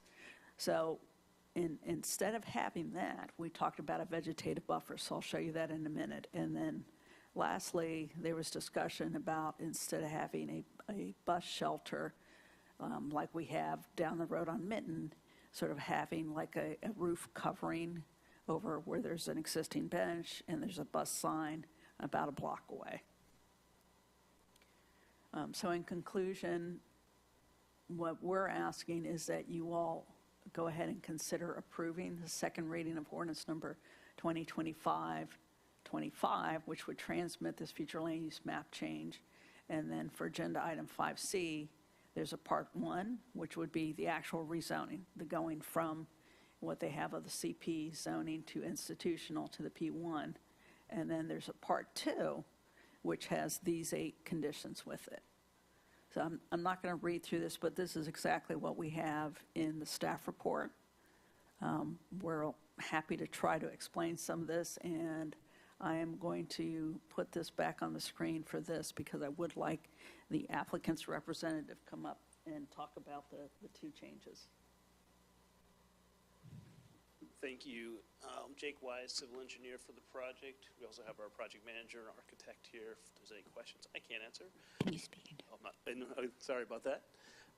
So we dove pretty deep last time at first reading. We listened to what council wishes were, and we, working with the city, have, I believe, accommodated all of the requests. Just to run through them real quick, one of the concerns was, even though we were code compliant on handicap parking, I believe it was Mr. Frampus was asking to add more if we could, so we did add 2 more handicap parking spaces. I know Ms. Adams especially was concerned about green space along Heritage Oaks Boulevard. And so what we did was we took the 20 spaces you see circled on that plan, thank you, Christy, that were already there. And we're going to do an open paver with grass. That'll be our overflow parking, so it'll only be used at peak times if necessary. And the peak times are typically the shift changes that we have. And if you remember before, at first reading, we talked about it, that we've adjusted the normal shift changes to be different than your peak AM hour. That's when the traffic on Heritage Oaks Boulevard backs up the most. You may also recall we originally had 2 driveways on Heritage Oaks Boulevard when we first submitted to the city. Working with the city, they were concerned with the one especially closest to Minton Road, so we eliminated the closest one. Now we just have the one to the back. We had our traffic engineer go out there during peak AM hours and identified that it doesn't stack all the way back to our driveway at any of the days that they were out there. So we're comfortable that we're not going to become an AM peak hour issue for you there. We also went back and forth multiple times. I know the city met at least twice with the HOA and talked about the fencing and the vegetation. At one point, we had submitted a plan that identified a solid fence along the backside of our stormwater pond. But after a couple of those meetings, it was identified that it'd be preferred to have a 6-foot high minimum vegetative buffer, which we agree with. That's what we would like to have as well. So it really was kind of a win-win to go through that. We actually completely redesigned the building to accommodate that single driveway furthest to the east from our original submittal as well. So they've gone through a lot of wranglings to try to make it work and be the best neighbor we could to the subdivision. I don't think I have to tell you that compared to the current zoning and land use and other potential uses that could be 3 or 4 stories tall and generate way more traffic, this is probably the lowest possible traffic generator other than self-storage that could be on the site. These types of facilities are immaculately maintained. They're not successful unless they're able to market to the children of the residents. So that's how they operate. This is a single-story building as well. And we are sharing driveways with the facility to the north, so we don't have too many access points. And we're also sharing stormwater treatment as well. Being in the Town Center Overlay District, there's going to be some additional benches and public interactivity with respect to the perimeter of the site as well. So with that, happy to answer any questions you have. Didn't want to go through the whole thing again unless, of course, you want to. But we did accommodate, I believe, all of the wishes from the first reading. All right, thank you. This is a public hearing. The public hearing is open, and we do have one card from Mr. Ted McKercher.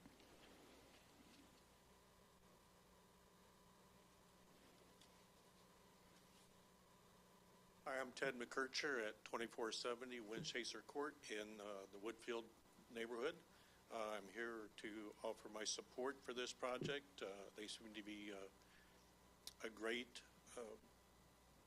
neighbor for this facility, and we've talked with the staff, and they've done a lot of work to accommodate our concerns with our buffer between the properties. I hope the neighbors of the facility will be diligent in their landscaping upkeep as we look forward to the project. Thank you. All right, thank you. Are there any other comments regarding this item? All right, we'll close the public hearing. Mr. Frampus. Thank you, Mayor. Let me just make a motion first to approve the second reading of ordinance 2025-25 as written, and then I have a statement. All right, Ms. McGuire. Thank you, Mayor. I will second. Thank you very much. Mr. Frampus, your question? I think this is a good project for the area. There's a lot of need for these kind of services, and I think it's going to fit in good in that location. I was happy to see that the bus stop shelter got put in the plan that I talked about with Mr. Rohde and Ms. Fisher. As far as the vegetative buffer, I know code requires the fencing. Is that a good, does that switch, or is that something we have to?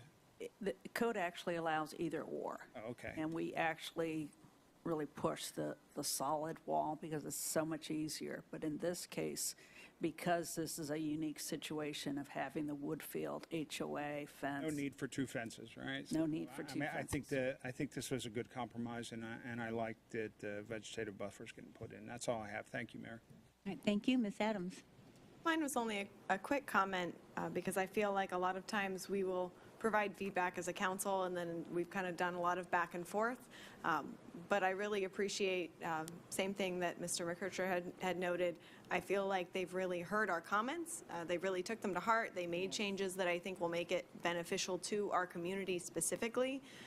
And personally, I'm excited about it. I've talked to multiple people who will be impacted by it, living in Heritage Oaks, and many of them agree that it's a good fit for the community, for where we live, and for what it's going to be able to offer in terms of services. So I appreciate them working so hard with staff to really make it the best it can be based on our feedback and for what you guys need. So thank you. Thank you. Mr. Carey, you need to read the ordinance. Thank you, Madam Mayor. Yes, I have actually two ordinances to read, and they'll need to be voted on separately. The first is ordinance 2025-25, an ordinance of the City of West Melbourne, Broward County, Florida, amending the future land use map of the comprehensive plan to change the future land use on a parcel of land totaling 6.12 plus or minus acres, located approximately at the northeast corner of the intersection of Minton Road and Heritage Oaks Boulevard, and as more fully described herein, from City of West Melbourne Commercial to City of West Melbourne Institutional, providing an effective date. And the second is ordinance number 2025-26, an ordinance of the City of West Melbourne, Broward County, Florida, rezoning a 6.12 plus or minus acre of land generally located at the northeast corner of the intersection of Minton Road and Heritage Oaks Boulevard, and is more fully described herein, from City of West Melbourne Commercial Parkway with Town Center overlay to P1 Institutional, providing an effective date. Thank you. Thank you. Ms. Volz, you had a question before we vote? No, I was going to make, no, go ahead. Okay. All right, thank you. We have a motion on the floor from Mr. Frampus, a second from Ms. McGuire, to approve the second reading of ordinance 2025-25. All those in favor, please signify by saying aye. Aye. Those nay, motion carries. Mr. Bentley, I didn't hear you. Aye. Aye. Motion carries 7-0. All right, thank you. All right, so we're going to go to 2025-26. We're doing both of these separately, but at the same time, right? Yes, and if you can do this vote for part one and then make a motion to approve the part two, just so that we have it in the record that these 8 conditions are still applicable. Part 1 and Part 2. So we're doing, 26 is Part 2, right? 2025-26? 26 is actually part one. A A and B. All right, A and B. All right, thank you. All right, Mr. Frampus. Make a motion, we approve the second reading of ordinance 2025-26 as written in option A. I mean, letter A. All right, I have A down there. Mr. Gaylord. Second. All right, we have a motion on the floor from Mr. Frampus and a second from Mr. Gaylord to approve the second reading of 2025-26A. All those in favor, please signify by saying aye. Aye. Aye. Those opposed say nay. Motion carries 7-0. All right, B. You had asked for B separately? Mr. Frampus. Make a motion, we approve the concept plan as a binding layout of the site subject to the following conditions as written. All right, thank you. Mr. Gaylord. Second. All right, we have a motion on the floor from Mr. Frampus, a second from Mr. Gaylord. All those in favor, please signify by saying aye. Aye. Aye. Those opposed say nay. Motion carries 7-0. All right, that was easy. There's the items. All right, we will go to D, 5D. Correct. Okay, so agenda items 5D, numbers 1, 2, and 3, have to do with property at the corner of Hollywood and Eber, and it's both a small-scale map amendment, the rezoning, and a development agreement. So the applicant is Jessica Gao, but Mark Watts is here as the practicing attorney for the property owners. And remember, this is the property that is near the northeast and the southeast corners of Hollywood and Eber. So this came to you many months ago. You all said that within 6 months they should come back so that they could clean up those little slivers of property.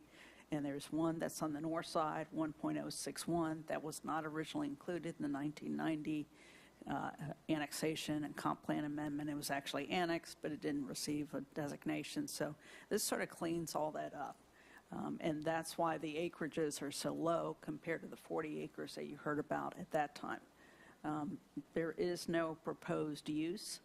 There is a proposal to have the zoning and the future land use match what their neighbors are to the north and to the south. And then the development agreement goes a step further because there was a lot of discussion back then about limiting the uses so you don't have people building, apartments or other types of things here. So I'm going to kind of run through that quickly. The property history is that this is just a little bit of all of those sort of blue-colored properties that the Carassis had brought into the city in the 1990s. For these particular properties, you would go from essentially what they would have had in 1990 in the county, a residential 4, sort of future land use designation, to having the MD stands for medium density residential in the city. So that's the right-hand side of the screen. And that would be on both the north side and the south side. It would have that same designation. The rezoning has to be a little different so it matches the neighborhoods that are near it. So it would go from the residential agriculture center zoning that it currently has, as though those properties were still in the county, even though they're in the city. To the right-hand side of the screen, you see on the north, you have that West Melbourne Landing subdivision has the R1B zoning. And so even though that's not an active zoning district, we want to make sure that this sliver matches that so that, remember, we're trying to not have sort of leapfrog zoning all over the place. We want to have consistency. And on the south side, Manchester Lakes is sort of in a different shade of color, which denotes a different zoning district. That would be the R2. And so that little sliver would have the R2 to match the Manchester Lakes. We did our analysis to show you that, by doing that, you are going to be consistent with the land development regulations. And then this is really where we get to limit what happens on those properties. So in the developer's agreement, the uses are limited to landscaping, open space, and stormwater. That's it. That's sort of the menu, that there's nothing more to it, open space types of uses. The development agreement also tells them to work with Brevard County about stormwater management if Hollywood Boulevard is ever widened. And they have told us, I'll let their attorney speak to this, but that the property owner has reached out to the county. I've been part of those email chains where the property owner is trying to ask the county, where you at? Are you, finished with your designs? We know you don't have the money to build it yet, but where are you at? And so there's some of that already going on, but we memorialize that in the development agreement. And then, we also have a statement in the development agreement that these uses could serve as buffers to those surrounding subdivisions. So it's just to make sure that everybody, whether it's now or 20 years from now, by looking at a recorded development agreement, whether it's a broker, insurance company, mortgage company, that everyone knows sort of what the rules are for these two properties. So in conclusion, we took care of it, of the future land use and zoning and the omission that happened from 1990. And we talked about the use restrictions. There's minimum impacts to the surrounding neighborhoods. So we went to the Planning and Zoning Board with this, and they did recommend approval. That also was last week. So 5D, and then the parentheses 1 for the small scale amendment. SSA stands for small scale map amendment. The Planning and Zoning Board and staff agrees that you all, if you so please, should approve the first reading of ordinance number 2025-32. Then we have 5D, number 2, the rezoning, to approve the first reading of ordinance number 2025-33. And then finally, the development agreement would have to be approved too. And like I said, the attorney for the applicant, for the property owners here, if you would like to hear from them. All right, thank you. I do not have any lights on. Mr. Carey, would you like to read the ordinance while we're here? Certainly, Madam Mayor, this is ordinance number 20. I'm going to once again read two separate ordinances that will have to be voted on separately. The first one is ordinance number 2025-32, an ordinance of the City of West Melbourne, Brevard County, Florida, amending the future land use map of the comprehensive plan to change the future land use on parcel of land totaling 3.125 plus or minus acres located near the northeast and southeast corners of Hollywood Boulevard and Eber Boulevard, and as more fully described herein, from Brevard County Residential 4 to City of West Melbourne Medium Density Residential, providing an effective date. And the second one is ordinance number 2025-33, an ordinance of the City of West Melbourne, Brevard County, Florida, rezoning 3.125 plus or minus acres, generally located near the northeast and southeast corners of Hollywood Boulevard and Eber Boulevard, and as more fully described herein, from Brevard County Agriculture Residential to City of West Melbourne, R1B, single-family residential, and R2, 1-2, and multifamily dwelling, providing an effective date. Thank you. All right, we're looking for a motion for ordinance number 2025-32. Mr. Frampus. Did we do public hearing, or did we have to open that and close it, or? I don't remember doing it, so I don't know if I just spaced out or. Did not, and we are under public hearing. I do not have any speaker cards. We did not have any, and did anyone want to speak on this public hearing? I have no cards and no one's asking to speak. We'll close the public hearing. Mr. Frampus. Thank you, Mayor. I'll make a motion. We approve the first reading ordinance 2025-32 as written. All right, thank you, Mr. Gaylord. I'll second. No other comments? All right, we have a motion on the floor from Mr. Frampus, a second from Mr. Gaylord. All those in favor, please signify by saying aye. Aye. Those opposed, say nay. Mr. Bentley, did you speak? I didn't. Okay, thank you. Motion carries 7-0. Thank you. We'll move on to the item 2, next item 2, which is 5D2. This is ordinance number 2025-33. Mr. Gaylord? I'll make a motion that we approve the first reading of ordinance number 2025-33 as written. All right. Thank you, Mr. Frampus. I'll second it. Can I just say, Mayor, that 6 months ago we worked real hard at trying to get something that would work for everybody in this instance. So we're kind of flying through it, but we did work hard 6 months ago getting this right. So Yep. Thank you. Definitely. All right, we have a motion on the floor from Mr. Gaylord, a second from Mr. Frampus. Please all those in favor, please signify by saying aye. Aye. Aye. Those opposed say nay. Motion carries 7-0. Number 3, 5D3, is a request for development agreement approval between the City of West Melbourne. Mr. Frampus. Make a motion, we approve the development agreement as written. Mr. Gaylord. Second. All right, we have a motion on the floor by Mr. Frampus, a second by Mr. Gaylord. All those in favor, please signify by saying aye. Aye. Those opposed say nay. Motion carries 7-0. All right, next item, E, 5E, Lennar West Melbourne Townhomes.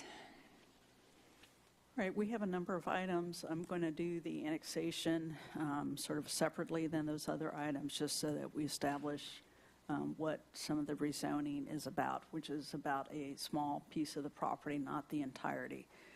So the subject of this voluntary annexation just means that they have come to the city asking the city to annex into our city limits. It's one vacant property, and the history is that in 2006, the bulk of the property, so that's sort of where my cursor is hovering here on the screen, that was annexed in. At that time, we were told by the city attorney, based on the Florida statutes, because remember the statutes change over time, that we would have created an enclave. Don't annex in the front part. So fast forward to 2021, statutes have changed, city attorneys have changed, situations have changed along John Roads. Now we can go ahead and annex in that front part. And so that's what this is about, the 2.75 acres that's in this yellow rectangle here. We do all the notifications, as we always do, to surrounding property owners. We have not gotten any feedback. We always have to look at the adjacency. We just talked about, that they are directly adjacent to the city limits, and this map shows that a little better. And we cannot create an enclave. We do not do that. We actually sort of fill in an area that there sort of had been a gap. The comprehensive plan and the rezoning, the one thing we have to think about for annexation is, are we providing urban services? So utility improvements are proposed for this property, and the site is proposed to be dedicated to the city as a park with a walking trail. The future land use designation would go to urban density residential, and what they're asking for is a rezoning to the R3, which is similar to the property to the west of it. But with the discussion about the annexation, the only thing that we're asking for this annexation is for you all to consider approving the first reading of ordinance number 2025-29, which finally annexes in this 2.75 acres. So if we could have that motion, and then I'll discuss a little bit about the zoning. Mr. Carey, would you like to read the ordinance? Certainly. This is ordinance number 2025-29, an ordinance of the City of West Melbourne, Brevard County, Florida, annexing by voluntary petition a parcel of land approximately 2.75 plus or minus acres in size, located at 930 South John Roads Boulevard, and as more fully described herein. Finding that the area being annexed is reasonably compact and contiguous to the city, that the annexation of the property does not create an enclave, and that the annexation of the property otherwise complies with Florida law, amending the corporate boundaries of the city to provide for the incorporation of the real property described herein, providing for filing of the revised city boundaries with the Department of State, providing for repeal or prior inconsistent ordinances and resolutions, providing for severability, and providing an effective date. Thank you. Thank you. Did you want to do the quasi-judicial on this as well? The annexation itself is a legislative item, so that it doesn't require that. However, when we get to the comp plan and rezoning amendment, assuming that you do choose to annex, if you've had any communications with anything outside of the presentation that's provided by staff or the materials that are provided, you should disclose them prior to voting on those items. Thank you. Thank you. And this is a public hearing item as well, and I believe the applicant has a presentation. Does the applicant want to wait until we get through the annexation? Yeah, they want you all to vote on the annexation of the front parcel. Of the front parcel, all right. This is your item 1. This is ordinance number 2025-29. That's right. Wishes of the council? Ms. Volz? Yeah, I'll make a motion that we go ahead and approve ordinance number 2025-29. Thank you. And Ms. Adams? I'll second. All right, we have a motion to annex from Ms. Volz and a second from Ms. Adams. All those in favor, please signify by saying aye. Aye. Those opposed, say nay. Motion carries 7-0. All right, All right. so now I'm going to present the items under 5E that are number 2 through 4, the small-scale comprehensive plan and map amendment, the rezoning, the development agreement, and the conceptual master plan. This is where we asked Mr. Carey to talk about quasi-judicial. Already done. Mayor. Right? I will- Mr., I'm sorry, Ms. Volz, your light is on, did you? Nope, sorry. Mr. Gaylord? I did have email conversations with the applicant. All right, thank you. All right, please continue. The background, you have Anna Saunders, who's a civil engineer, as the agent for Lennar Homes. I believe both are in the audience. And we talked about this, front side of 2.75 acres. That's the only thing that needs to be rezoned in comp plan amendment, because as I said, the other property to the west already has that. But the entirety of the site, so the entirety of this site would be this vacant plus site, is in the development agreement. So the rezoning is just for this rectangle, and the existing use is vacant. And once upon a time, it had been that strawberry U-Picket farm. Proposed use would be a city park with walking trail and stormwater pond. It's a private property, so it would have to be dedicated to the city. The existing future land use in the county is community commercial, which explains why they had sort of that commercial agribusiness there. And then the proposed future land use in the city would be urban density, which would match what they have on the vacant property to the west. The zoning in the county, even though it had a community commercial future land use, it was out of sorts with its zoning because it had a medium density, multiple family zoning. So all that goes away by aligning the zoning in the city, the R3, with urban density residential.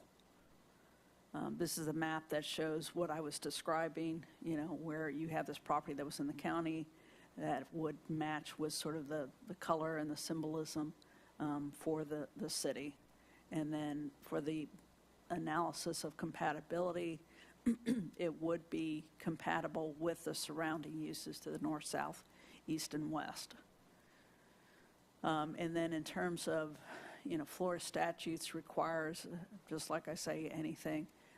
Whenever we do a comprehensive plan amendment, we have to look at sort of maximum infrastructure and the impacts to that infrastructure. The city is able to serve the property, even if it developed by itself, as with water and sewer, and they are identifying in the master plan that they're going to use the 2.75 acres, a big part of it, for stormwater. And they would continue to have, waste management as their solid waste provider. The analysis for the difference between being the county and the city does show a decrease in square footage, in potential traffic. This is something we have to show to the state when we submit it to the state for their review of what we've done. We also have to show that we in some way have identified how this would be consistent with the goals, objectives, and policies, and we do that. And then we talked about the private property rights. That's the item that I show here in blue. So, again, it's the owner proposes to use the subject property for a public park and walking trail and for stormwater storage. For the rezoning, we describe that again on the map. You can see the difference between the left side of the screen and the right side in terms of the colors and the symbolism, what it would become in the city, and that this would be consistent with our land development regulations. So the second bullet is that, the proposed application does not contain conditions or limitations not applicable to any other property in the zoning district. That's part of the review when we look at a rezoning. The benefit to the city is we would get to use the park as a walking trail and for Lennar stormwater, providing additional buffering to the low-density residential to the south. So what we're talking about is, this entire parcel. So now that we've annexed in 2.75 and they have over 14 acres in the back, you have this property still in the county to the south that could be used for something. And having, a park up here and having some buffering because they're not going to be putting the townhouses right up to the south property line. That does provide some of the buffering. They have industrial to the north. So remember, that's an existing industrial building. Okay, and then shifting gears to the development agreement, because this sort of makes it all make sense, is that this image here, even though it's turned on its side, you can see how you have the public park in the front part. So I'll let their engineer talk about the exact acreage. And then you have a series of townhouse buildings. I know it's really light to see sort of the outline of the townhouses, but townhouses means it's fee simple, so it's not apartments. So each of these is its own separate unit, own separate ownership, a little bit of front yard, a little bit of backyard, everything that a property owner would own. And Lennar is the developer who would be building this. It would be 144 units. The development agreement for the city provides us sort of confirmation of the proposed uses, the density. We get to limit the density through that. We get to say that the use is going to be, a townhouse and not something else under that zoning district. We get to talk about infrastructure improvements, architecture, landscaping, and what that front property would be used as.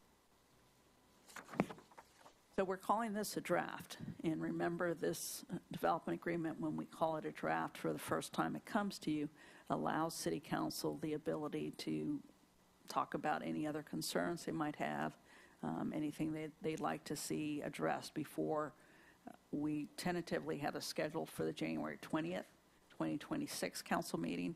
So it gives you almost a month to sort of think about that. But, we do ask that if you've had a chance to consider, what's in front of you, to give us some feedback. I'm not going to go through all the statements on here. These are all sort of sections that are in the development agreement. And I'm going to let the developer talk about this paseo, this sort of linear park that they have internally. And, we have this sort of colored version of where, again, the green obviously represents the open space. The brownish and cream-colored, buildings are on site. You have this blue representing the stormwater pond, including the slopes of the pond. And then you have a little bit of public parking. This entrance would be gated, but the gate is not here to cause an issue. And remember, that comes to you all separately. So they still have to, if this gets approved, they're going to start working on the construction drawings. So the construction drawings are the big set of drawings with lots of details on it. And that's probably when they would decide to come back to you all for approval of the gated entrance. But this is not the meeting we're doing that at. And then they're going to have their own recreational track with guest parking. I know this isn't real clear here, but there are different colors to the buildings. There are slight distinctions to the entrances, and they're calling it a coastal theme. And they have done some enhancements around the windows so that things stand out a little better. All right, so the townhouse lot dimensions, they have, this information here. If there's a little bit of changes between what we have in the code versus what they are asking for. And this is the mechanism to do that distinction. And staff doesn't have a problem because they're not really significantly changing what we would allow in the code versus what's in this table. We have to make sure it's consistent with the comprehensive plan and land development regulations, and the check marks, on these three bullets tell you that it is. And in conclusion, this also went to the Planning and Zoning Board as your local planning advisors December 10th, and they did recommend for agenda item 5E2, the small-scale amendment to approve the first reading of ordinance number 2025-30. And then for agenda item 5E3, the rezoning, they recommended approving the first reading of ordinance 2025-31. And then I believe we have 5E4 for the development agreement. They had the same sorts of conditions we had 1 through 3. They added number 4. Consider adding more public parking spaces for the park track if the space is available. And then what I have italicized is the attorney for the project had asked that they be allowed to put in a section about the legal notices if something has to change on the development agreement. So it's kind of like a Scrivener's addition to it. So that's already been changed. But at this point in time, I'll try to answer any questions, or if you all would like to make the motions and move to public hearing. Like I said, the applicant is here in the audience. All right, any questions from Ms. Fisher, Mr. Frampus?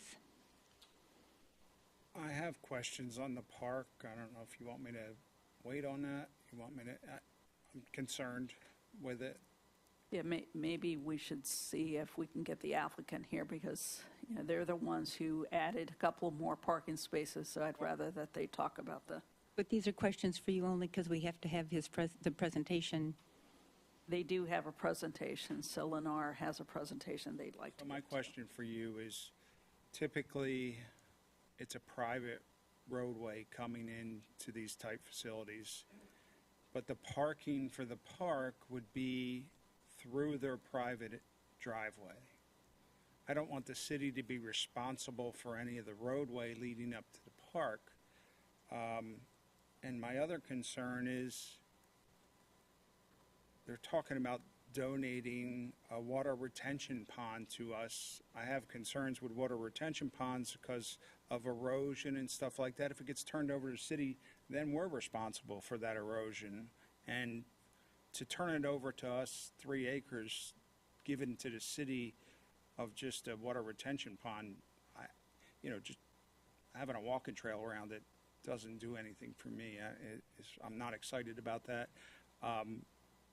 It just seems like a big responsibility for the city, and I don't know if Mr. Rowe. So if I could just jump in quickly about the road, I'll answer that part, is that, remember, since the townhouse sort of development is a subdivision, they're still going to go through the subdivision process, and that road has to be identified as either public or private.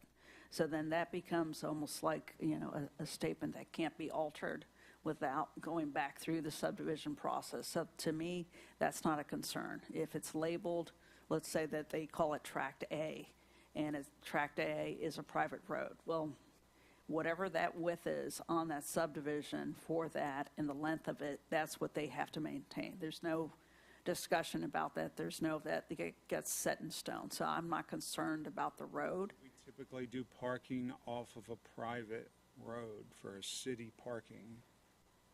Well, it's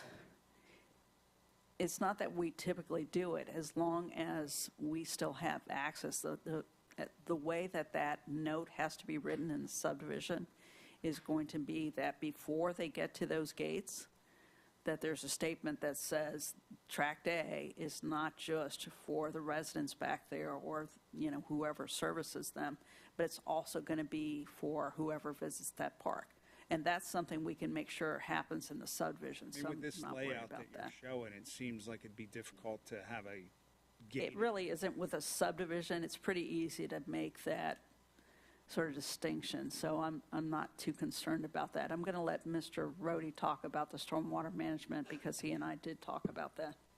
Yeah, definitely need to work out some details on pond responsibility and maintenance and performance bond length. Having some of those concerns with some of our stormwater ponds in the community and not holding up after initial construction. Really, when Lennar came, proposed a townhome project, the staff has been very supportive of this project, considering what was proposed just a couple of years ago here on the site, and so the townhome really caught our eye.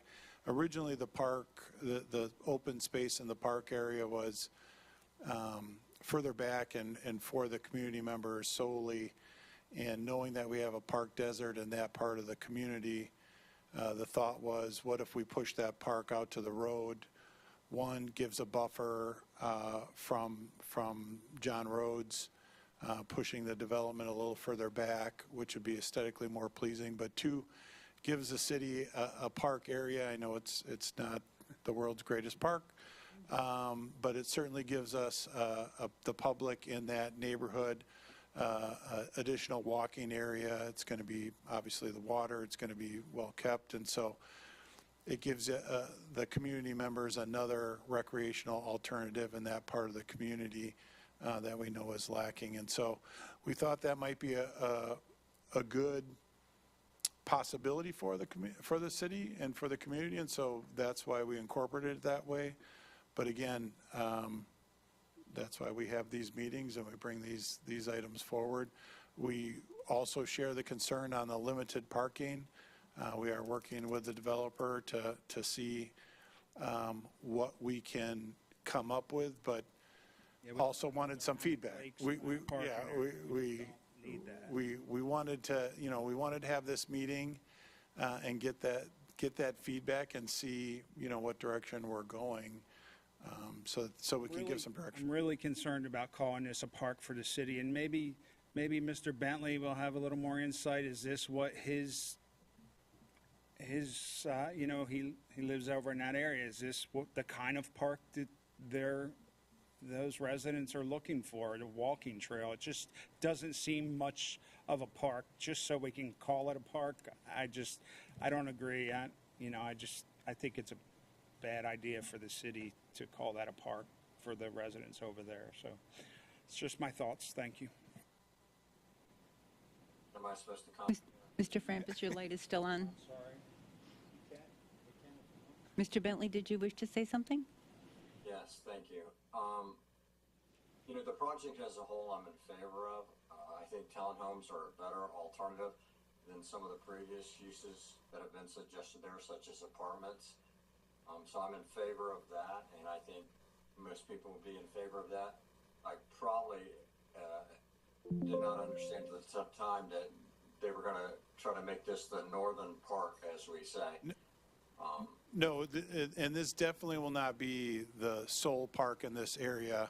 We just think it adds a nice, it's almost like a pocket park for a part of the community that doesn't really have any public park space. So you're going to allow the public to use their park?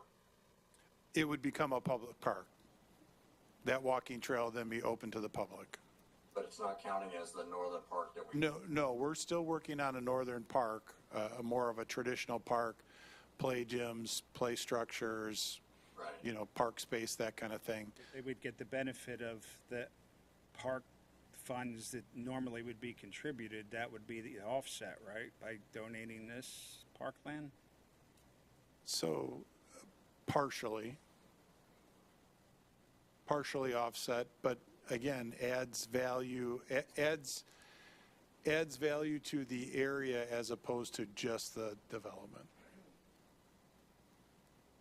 So residential development has to either pay in lieu of, or they can donate, and council has the ability to say, yes, we would rather have the land in lieu of. I mean, we're talking about putting a walking trail around the one right on Ellis down the road. I just think I think we could put the money to better use for a real park. So, just my thoughts. Any other comments on this? I don't have any. Yes, we're looking for the applicant. Yes.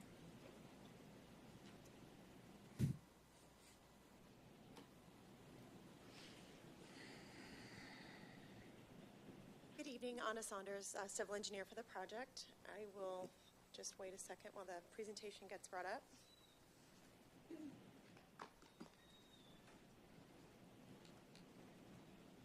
Thank you. So this is, you guys know where it is. We're going to talk about our, yeah, of course. Oh, you got to share it, right? Yep, no problem.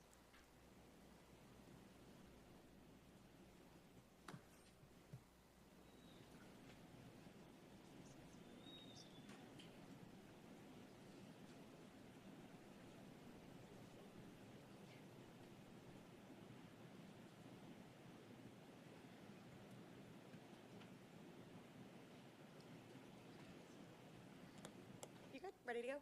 I'm just going to run through it very quickly. As you know, Christy and her staff do a tremendous job. You probably get sick of hearing this, Christy. Everyone compliments you on these reports. So I'll just get quickly through it so you guys can get to your questions. You know where the project site is located. We've gone through that. Here's another view of that location.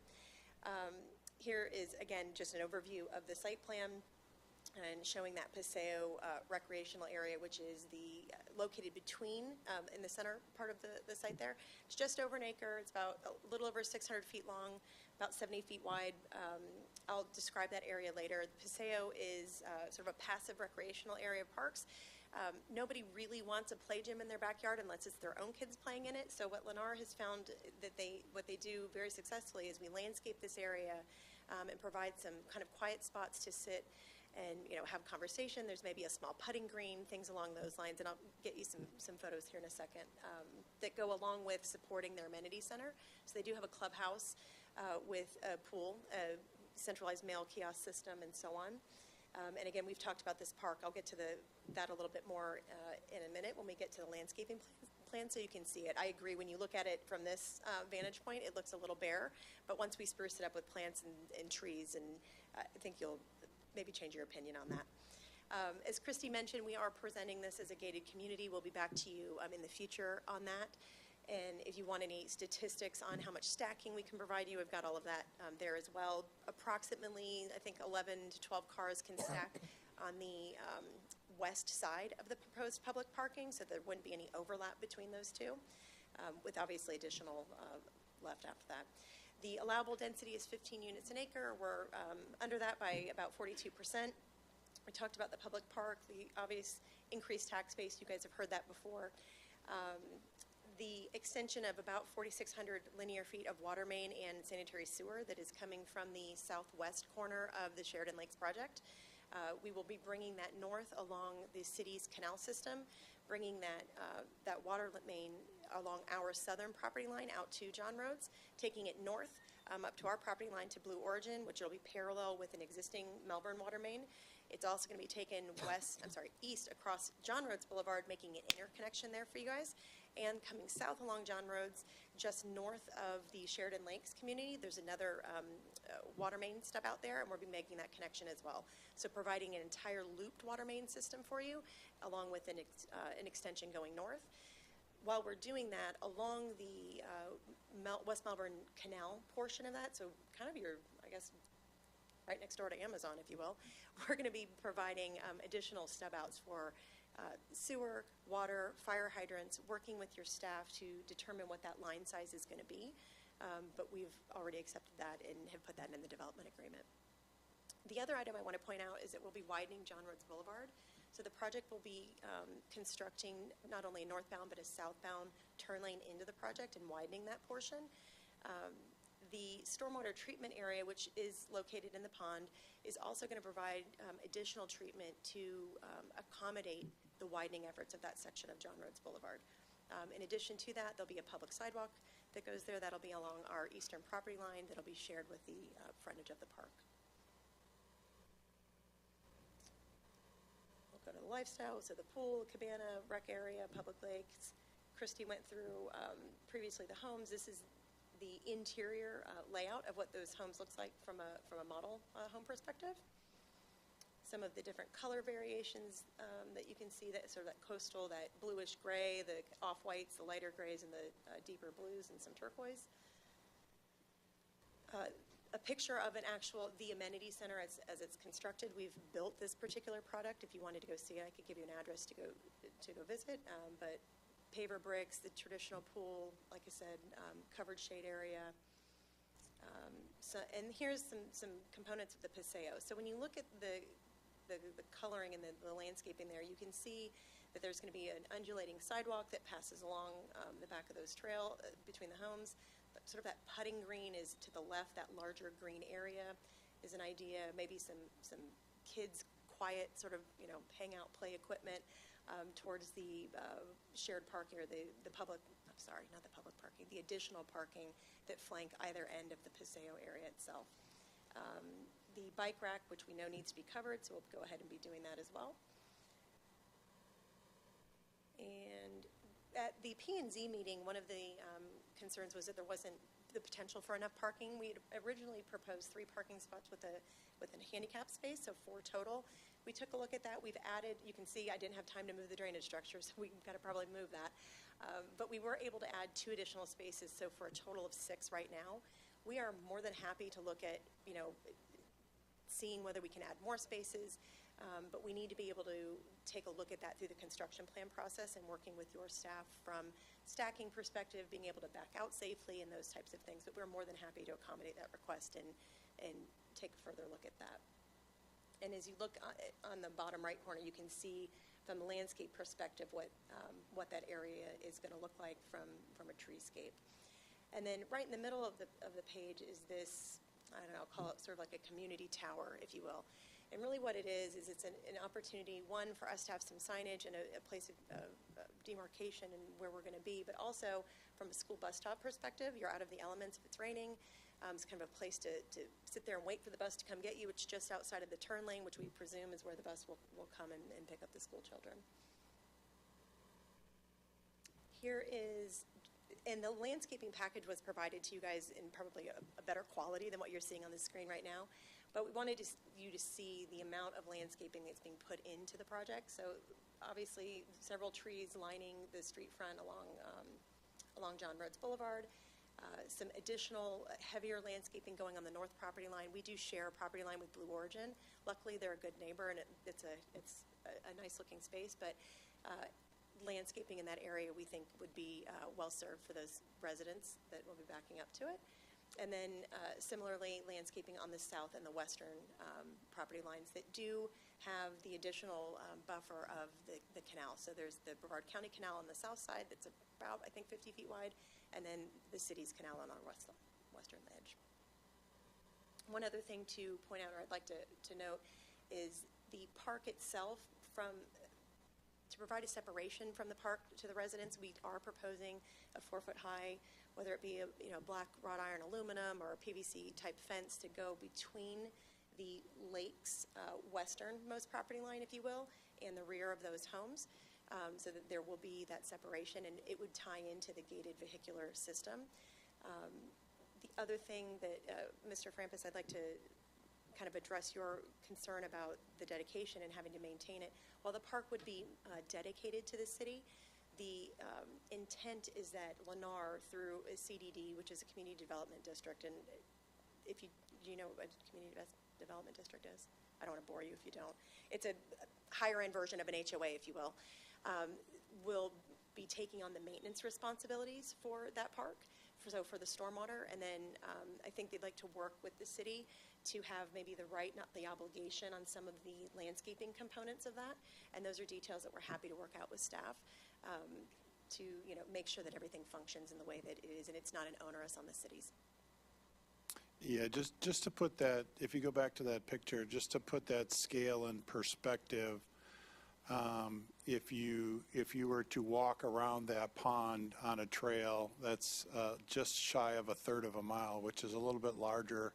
If you go back to your high school track days, like me, and remember the misery of running around the track, one time around a high school track is a 1/4 mile, and so it's a little bit bigger than a 1/4 mile, which is a pretty good. Again, I'm not trying to say that this is the world's greatest park, but this is an opportunity to carve out some space for that part of the community that wouldn't be just specific to this townhome development, and give our residents in that area another option. So having the maintenance being taken care of by the HOA, takes a burden off my mind anyhow. Were you planning on having? Could we get a commitment to put that in the development agreement as an amendment for when we come back? They stated the CDD, and so I'm going to try to point out to you, John, which page they have that on. Yeah, I'm looking at the development agreement right now, and I don't see. Yeah, and as I've said, this is a good opportunity to have, any additional feedback. That's just for the water Section 5. So for the, end of it, right? And the banks, the banks of the pond. stormwater system, so that's that. Okay. And were you included in that? Are you having a fountain in there? We have not made that determination. Fountains are a love-hate relationship. Some folks love them. The next person's going to come unplug it. So I don't know that we are necessarily opposed to it, but we've not had that conversation with the city or in. And well, my I was wondering about the electric and the stuff it all takes to run that. It's a burden as well, so. Right now, there's nothing proposed.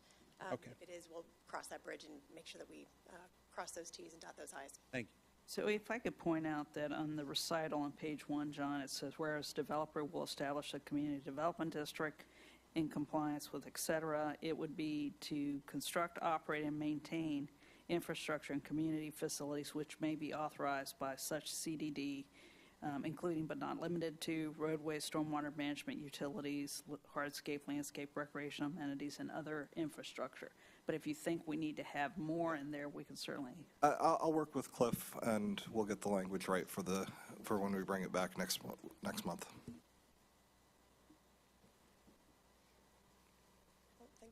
Do you have your question now, or do you want to wait until she finishes? I can wait, unless we'd like it now. I have a couple. Welcome to ask. Go right ahead. Okay. In terms of the park, and I know we're using that term semi-loosely, but if we're making it a park, it would be an official city park. My concern is, I'm thinking, we just went through an evaluation where we brought in an outside company to evaluate all of our parks. They, tabulated all of our amenities, and they kind of gave us feedback in terms of, these are the things you offer to your community, these are ways that you can improve, and we're going to go kind of step by step. And we got community feedback in terms of what they're looking for in their parks, all that stuff. With that to say, I'm imagining a council in the future going through that similar step, who knows how long from now, and this park becomes a subject of discussion because they say, well, it doesn't match the same level of amenity provision that the rest of the parks, hopefully at that point, will. So where do you balance, the benefit to the city saying, yes, this is a park, but it's not actually a park? And then how do you, in terms of that feedback from someone like a recreation advisor? Yeah, that very, very good question, Councilwoman Adams. I think one of the things that jumped out at us for an opportunity for a park and some open space here is that walking always came to the top of the rec master plan. Walking and trails was always, no matter what scenario, it always kind of rose to the top. And this became an opportunity to insert one here in an area that, again, all these pieces of this development, if you will, are needed for the development. The ability to put this park along the road helps the residents in that area because now they have a better setback as they're driving that every day, and then adds this aesthetic of a nice park area with an opportunity to do some walking and do some recreating. We thought that would be a really a win-win for everybody.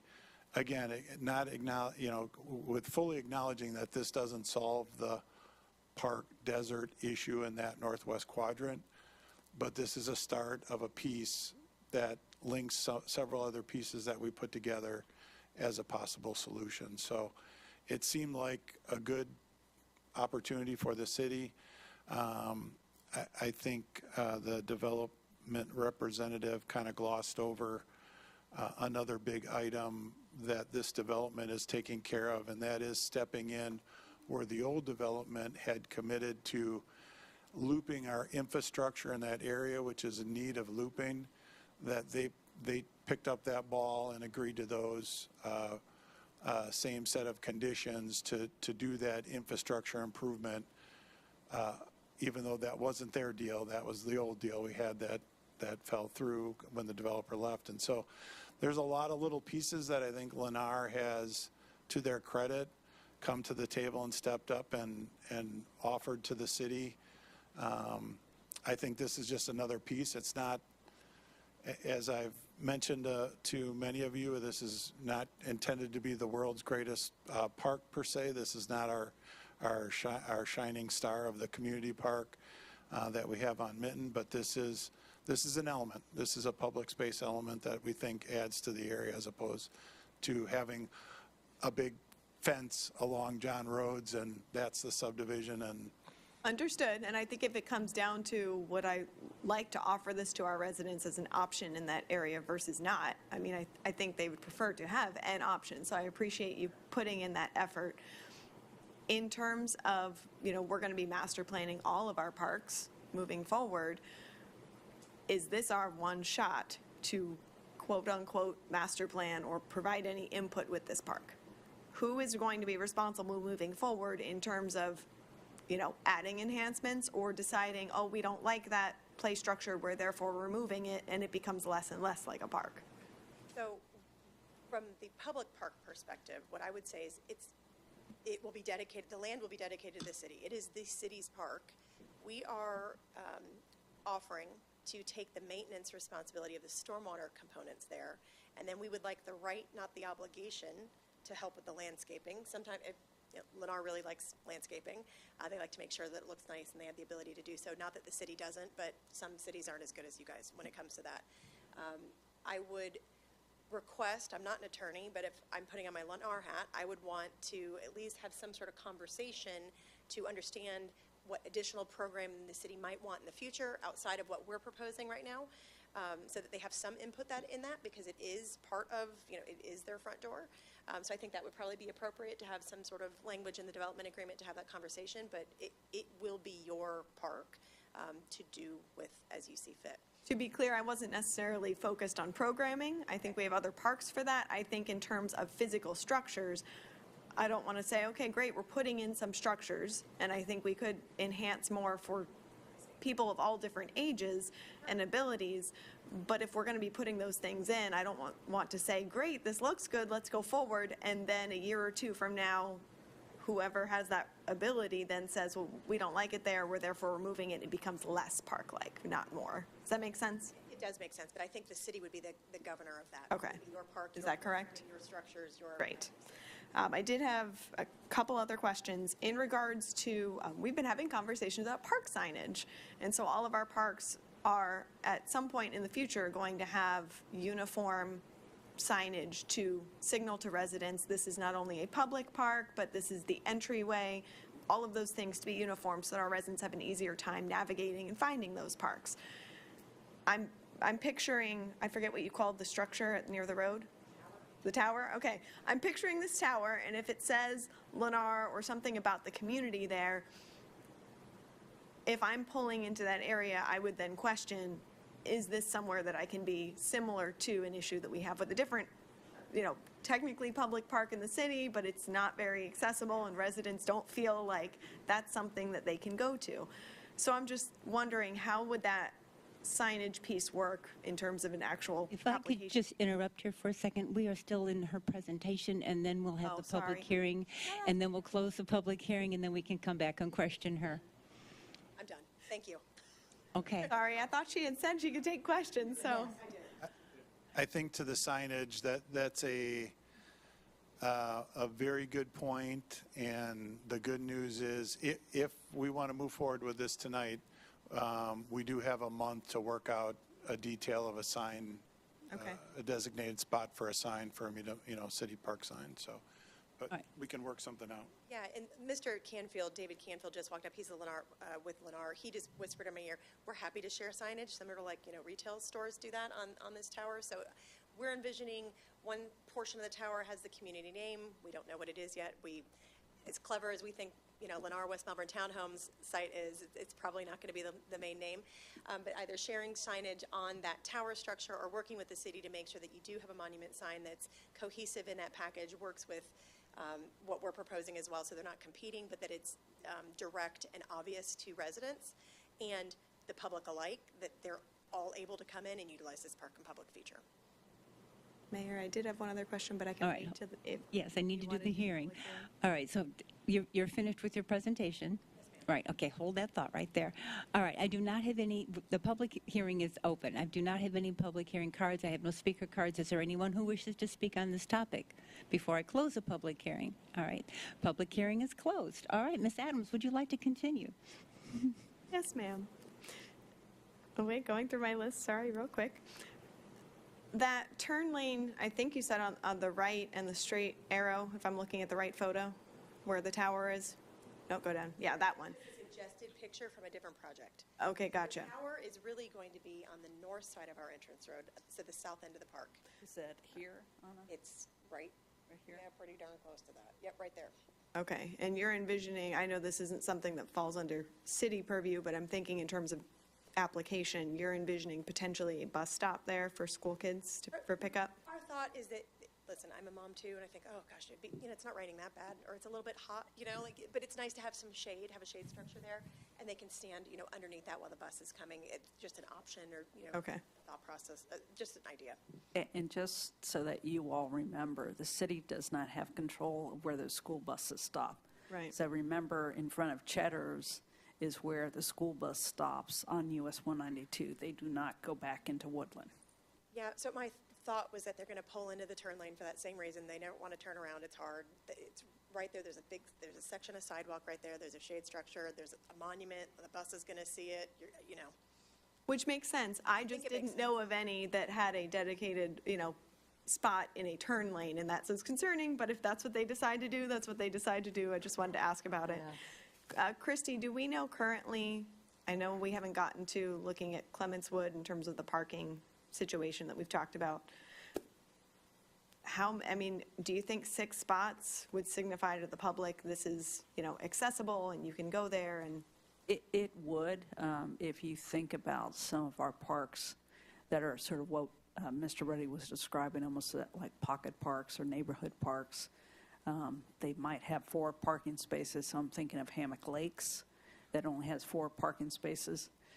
If this has 6 and it's visible with signage from the road, so even though people are going to be speeding by on John Rose, there'll be some that will be, looking around, seeing that there's signage that says, City of West Melbourne, walking trail, or whatever it might be designated. Maybe it'll have a formal name to it. But there is no ratio. So remember, I say our codes have sort of like these ratios of, 1 space for every however many feet of building or this or that. For parks, you purposely do not have a parking ratio so that the community really, and that's you all, working with the management team, can kind of figure out what is the need. So with this being passive recreation, I will tell you that's different than active recreation. So active recreation, remember, are those ball fields, the bigger sort of tot lot, playground equipment. That sort of has a different parking need than something that's passive. So the passive is walking on a trail, not a big parking need. Okay, I just wanted to check on that, because to me, I wasn't sure. 6 doesn't feel like enough to signify to the public, but also we haven't had a park designed like this before, so it would be a new experience. Thank you. Those are my questions for now. Mr. Francis? I'm going to jump on the park sign thing. I think we weren't talking about a joint sign. All of our parks are going to have their own type of signage, which wouldn't go on a tower like this. So that, I'm thinking, that's all our property in front. It would be all.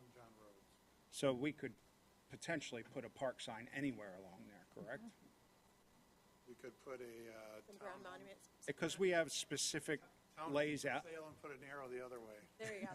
No, and the other thing I want to point out, so yeah, you do have the entire frontage there. We're also dedicating 35 feet of future right-of-way for John Rhodes when that road does get widened. So that's another part of this project. So the location of the sidewalk, and you can see it just to the left of that row of trees, is located, that is just inside where the new right-of-way line would be, meaning no one's going to be tearing it up, you aren't going to be building it over. So that's in the right location. So my suggestion would be that you'd locate your sign, just inside. Inside of that. Just inside that sidewalk, so that you don't have any issues in the future. Yes, sir. Sign or signs. Yeah, so, I just wanted to point out that our signs are standalone, kind of, they're monument all sign, similar. Sure. A monument sign. And I do think townhomes are good for this area, so it's just my concern is with the whole park thing, so, thank you. And we're happy to have this conversation with you. We were, thrilled when Mr. Rohde kind of brought the idea, and we collectively worked on this, and we knew that there'd be some conversations at the meeting for this, so thank you for that. All right, thank you. And this is for the ordinance number 2025-30. And Mr. Carey, would you like to read the ordinance? Yes, once again, we have two ordinances that I'll read separately and need to be voted on separately.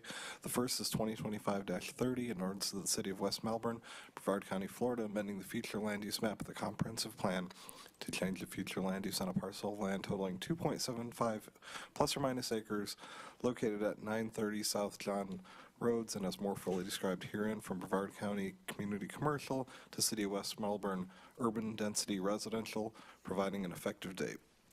The second ordinance is 2025-31, an ordinance of the City of West Melbourne, Brevard County, Florida, rezoning a 2.75 plus or minus acre parcel of land generally located at 930 South John Roads Boulevard, and as more fully described herein, from Brevard County Agricultural Residential to City of West Melbourne Multifamily Dwelling District, providing an effective date. Thank you. All right, thank you. We're looking for a motion for 2025-30. Ms. Volz? Yes, I'll make a motion that we go ahead and approve ordinance number 2025-30. Thank you. Ms. McGuire?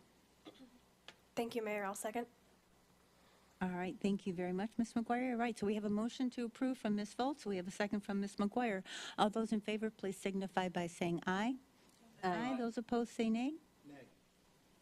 Motion carries 6-1 with Mr. Frampus voting nay. All right, thank you. We'll move on to 5E3, which is 2025-31. Ms. Volz? Yes, I'm going to make a motion that we go ahead and approve ordinance number 2025-31. Thank you. Looking for a second?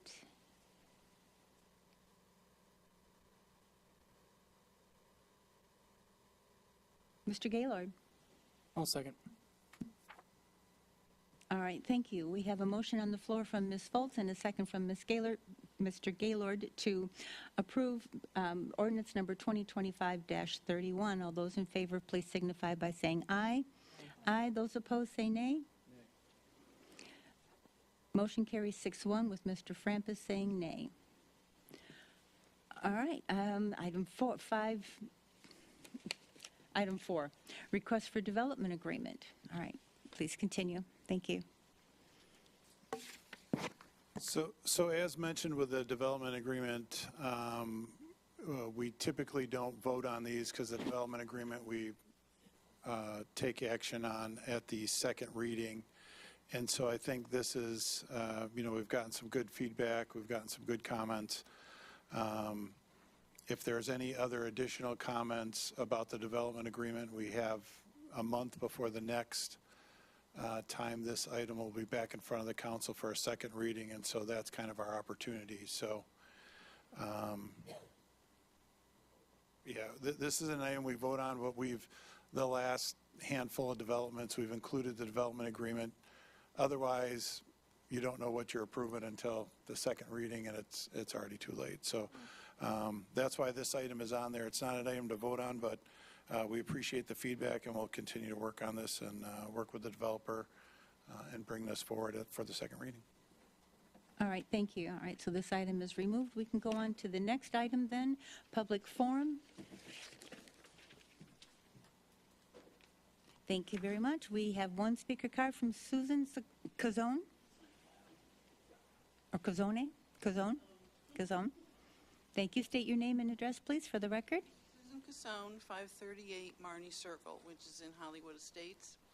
And the reason that I asked to come forward is I'm a recent resident of Hollywood Estates, which is a 55-plus community, though I've lived in the West Melbourne area for well over 25 years. And I don't know the history of what's gone on in the past, but our lighting, our street lighting, is currently solar, which is not working well. And if anyone comes into the park in the evening, it's dark. It's extremely dark. And so I don't know if the city is responsible or can be responsible for putting in regular street lights, or not. And so that's why I'm here tonight to ask that question. Thank you very much. Ms. Volz, did you want to respond? No, Mr. Francis, did you want to respond? I'm pretty sure that the owner of the property put in the solar lighting. Yeah, the city of West Melbourne does not have any solar streetlights. So Understand that. So we're property owners. It's not like we don't lease the property, we own the property. There is a gentleman that I don't know of, that I've never met, just heard of, that owns the recreation building and the pool and that type of thing. And I guess it was to his betterment to take out the streetlights and put in solar. I've heard that he claimed that it was at his expense that the streetlights were there, that he had to pay for them. Yeah, I'll be honest, ma'am. I don't know the history of the lights at Hollywood Estate. There's probably, I have learned that most things at Hollywood Estates have a history behind them. I'm going to ask Tom Bradford if you could meet with Tom Bradford. Mr. Bradford's the assistant city manager here. He'll get your contact information, and we'll take a look at that, and then we'll have somebody get a hold of you and let you know what we found out about the solar lights. But I unfortunately don't know a lot about the solar lights at Hollywood Estates. Now it's time to learn, right? Yeah. Okay, thank you very much. Thank you, Ms. Cazone. Thank you. Anyone else wish to speak for public forum that did not fill up?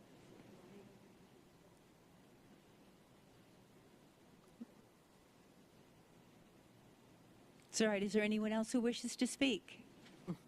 We're going to move off of public forum. All right, we're going to close public forum and go to consent. Mr. Frampus, did you wish to?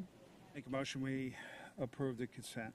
All right, we're up there. All right, so we have a motion from Mr. Frampus to approve the consent agenda. Is there a second? Ms. Adams? I'll second. All right, we have a motion on the floor from Mr. Frampus and a second from Ms. Adams. All those in favor, please signify by saying aye. Aye. If those opposed say nay. Motion carries 6-0. Mr. Bentley is no longer at our council meeting. Apparently, he's been sick. All right, action agenda, final plat for Space Coast Town Center West Phase 2 subdivision. Ms. Fisher? Yes, it's me again. We have one last item left, which is agenda item 8A. This has to do with the final plat, and this is the Space Coast Town Center. So as a reminder, Space Coast Town Center has property on both the east side of St. John's Heritage Parkway and the west side. And then on this aerial, you can see that we're talking about the subject property in this yellow rectangle. It's approximately 33 acres, and City Council approved a preliminary plat back in September 20th of 2023. So this is a pretty typical time frame for these plats, where you have a preliminary plat, then you have some construction, either a year or two later, then you come back with a final plat, which is what really makes the subdivision into a subdivision and allows the infrastructure to be built. So this replat includes one commercial lot and 5 tracks. And it's, at this point in time, it's still a 2-part process with a recommendation from the Planning and Zoning Board and then City Council. So the recommendation from Planning and Zoning Board happened last Wednesday. This replat is really just these lots in gray. So you've got these different tracks and then this lot 1. And that's what equals out to the 33 acres. You have access that would come off of St. John's Heritage Parkway, and that's already an existing Christie, setup. excuse me. Tom, is there any way you guys can go out in the other, just gets jumbled up in my head when I hear all this other stuff. Thanks. Yeah, they talk a little loud. Okay. And then they also would have an access from US 192. So in 2023, there were a few conditions, and it's pretty simple for subdivisions. Either they build the infrastructure, so all the underground, what they need for water, sewer, roads, et cetera, or they post a performance bond. Both options require the approved engineering and detailed cost estimate, and they are in the process of posting their performance bond. So that's the option number 2 that they're choosing for this particular subdivision. We have to do an analysis, so both our codes say that, and then the Florida statutes, and part of this is to have our city surveyor take a look at the plat monuments and some of the other legal description sorts of information. The city attorney does do the legal review of the documents. We talked about the Planning and Zoning Board, and then those lots that you see in gray that we showed you, they can't be sold until this final plat is approved and recorded. The recordation of the plat occurs after the Mylar is submitted. We have all the signatures. There are some outside agencies they still need to coordinate with, and they do have a St. John's permit, and they've been working with Melbourne Tillman, FDP, it's for water, stormwater, and sewer, and the county, obviously, it's for work in St. John's Heritage Parkway.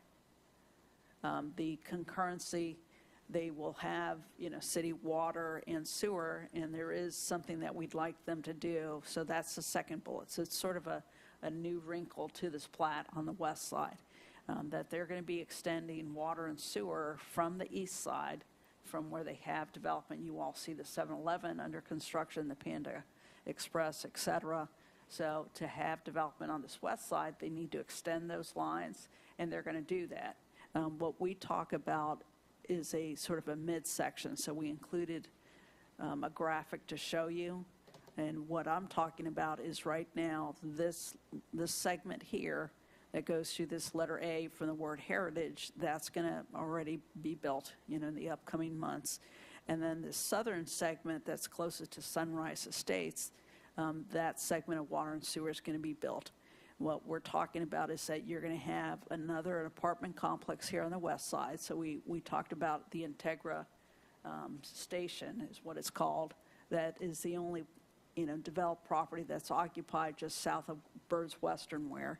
That's over here. But you would have another apartment complex, and there would be sort of this gap that I show in this red oval. That's what we're talking about, having like a separate utility agreement. We just want to make sure everybody understands that as long as the developer, and they've said yes, they're amenable to doing a separate utility agreement to talk about, the piping size, the timing, sort of the milestones, and they would execute that agreement with the city manager. Then as staff, we felt okay in moving this project forward. But if they had not said yes to doing sort of a utility agreement for that midsection, we probably wouldn't be here tonight. So in conclusion, your Planning and Zoning Board, again, as your advisors, they heard this and they agreed with these 5 conditions for the final plat. And so what happens is if you all say yes to approving this final plat, then the city staff, even if we get a Mylar, that special paper that the subdivision is printed on, we're not going to record it until all these things are taken care of. But the applicant's surveyor is here, and I believe the property owner might still or still not be here. I did see him at one point in the audience. Is he still here? Oh, you're back there. Okay. And then we have a surveyor if you'd like to hear from. It's not a public hearing. All right, thank you. Anyone wish to hear from the town center representatives? All right, then. What are the wishes of the council? Final plat. Recommendation to approve city council for the final plat for Space Coast Town Center. Ms. McGuire. Okay. I'll make a motion that we approve the final plat for the Space Coast Town Center West Phase 2. That's it. All right, thank you. Ms. Volz. I'll second. All right, thank you.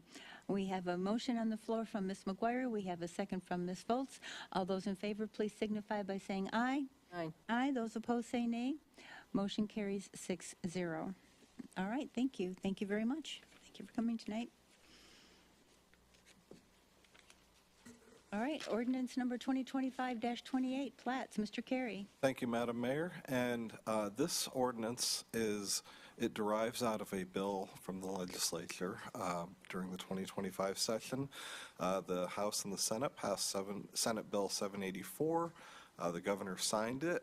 Just as a note, one of those little quirks about Tallahassee, this bill passed unanimously in both chambers, not a single dissenting vote. To remove the city council's ability to have a public hearing for plats. So this will be probably your last time that you see a plat in a public forum, because the state has preempted your ability to have a public meeting on plats. So this ordinance adjusts our code to comply with the new state law.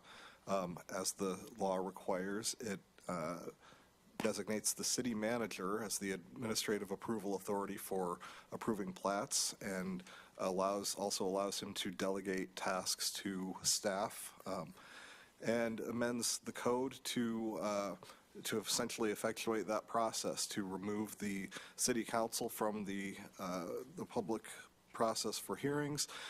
Interestingly, the bill only prohibits the governing body of the city from holding a public hearing. It doesn't prohibit the Planning and Zoning Board from doing so. So we will still have public hearings on plats, but instead of 4 public hearings, 1 preliminary plat for the Planning and Zoning Board, followed by a preliminary plat for the City Council, and then a final plat at each stop. It'll instead include a preliminary plat review by the Planning and Zoning Board, and then it will go to city staff for final approval, and same with the final plat as well. And so this ordinance effectuates the state law. If you decline to adopt this ordinance, it doesn't really change anything. We still can't bring you plats because state law says you can't. So, but this will make it easier for staff to understand the process going forward. And the state law does require cities to name a staff approval authority. So I would suggest that even if you don't like the majority of this ordinance, we would still need to name the city manager as the plat approval authority regardless. And I'm free for any questions you may ask, and I also need to read this on first reading, if you don't mind.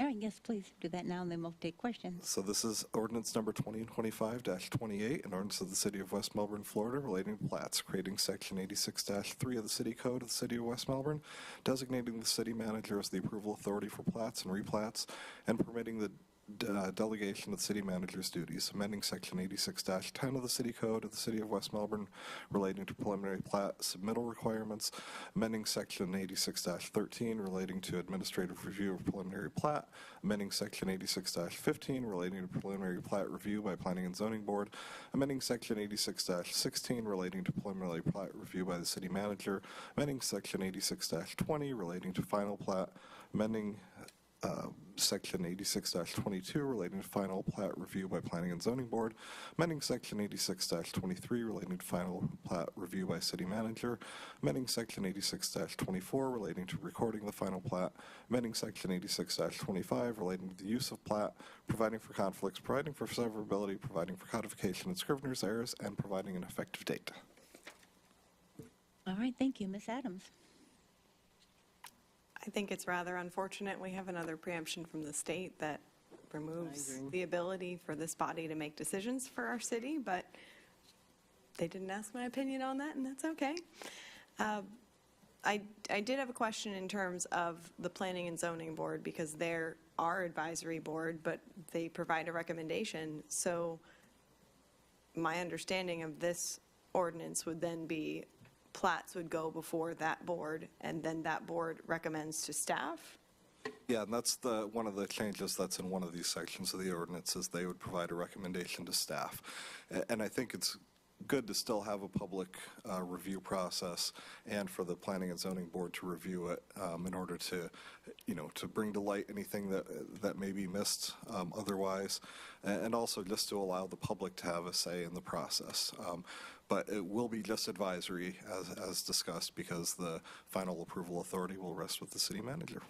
I know they can give feedback, and that's a good chance for our residents to have, an input piece on that. It just feels a little circular to me, because staff will be providing information in the packet with a recommendation. It then goes to that board for feedback, to then go back to staff. And for- Christy and I have discussed that exact point, and it's one of those little quirks that either you decide you're not going to make a recommendation anymore, or you're recommending to the board to recommend back to staff. You know, you have to do one or the other.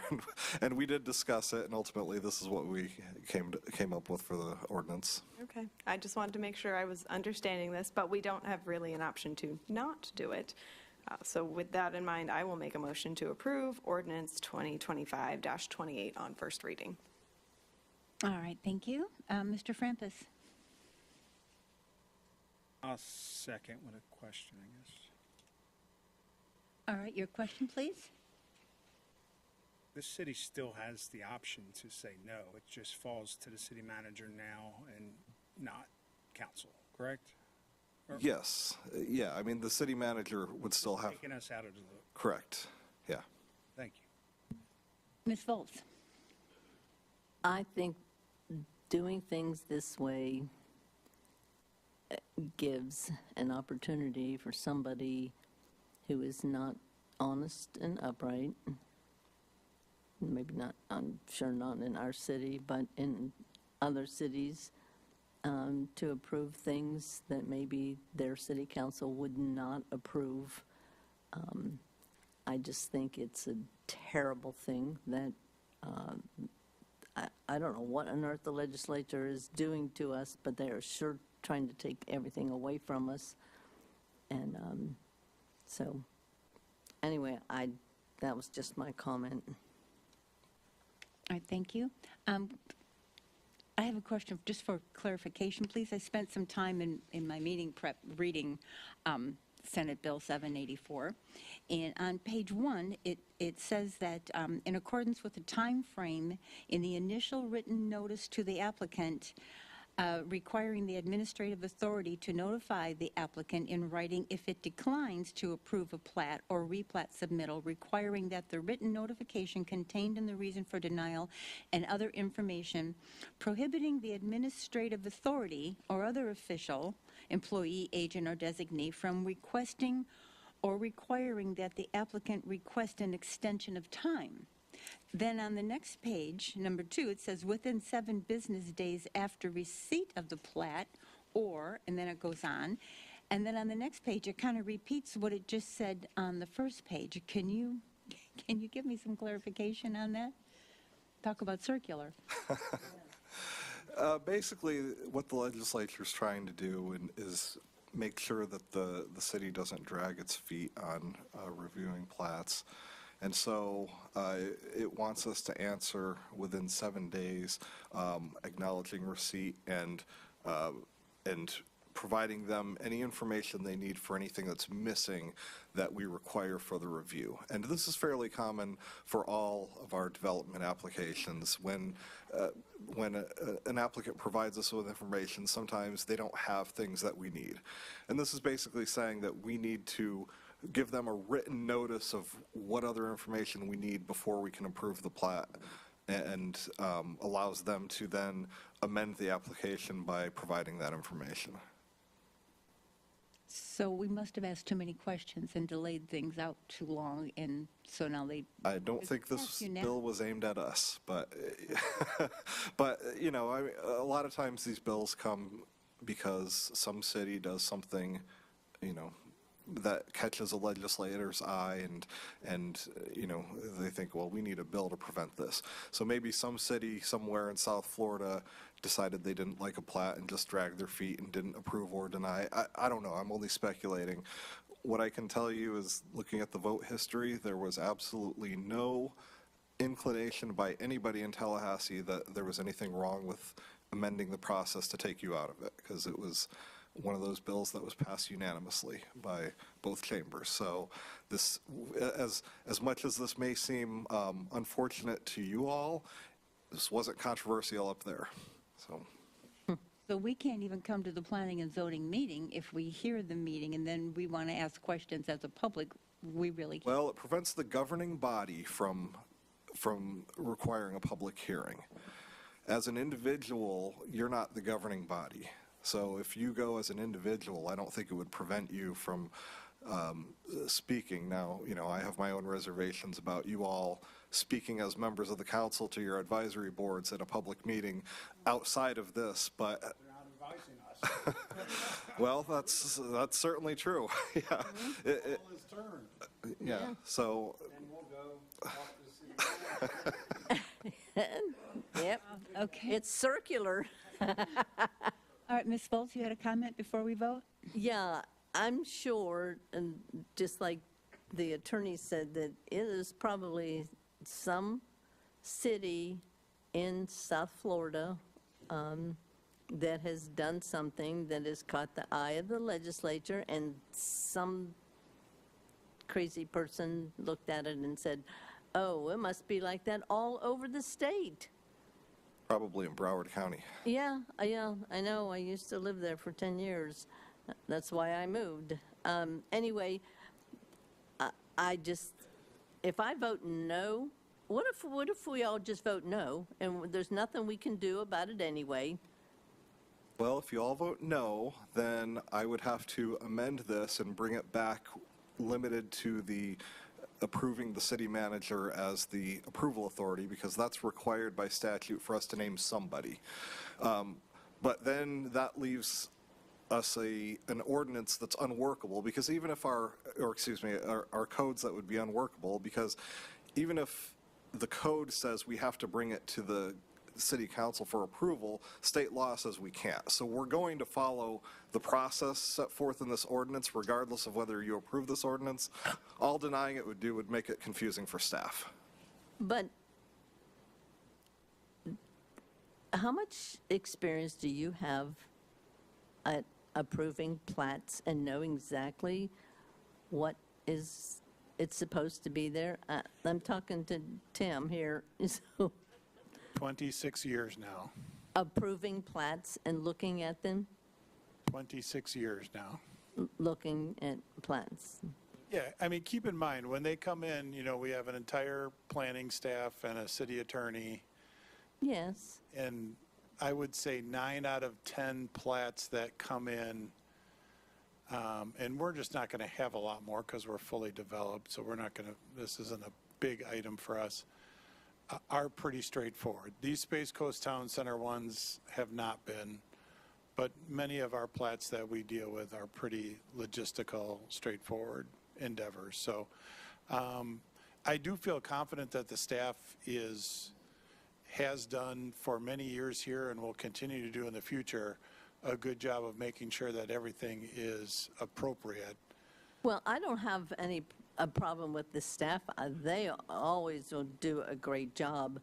But if we just say that you specifically are the one person that's approving, We're designating me as the authority to sign.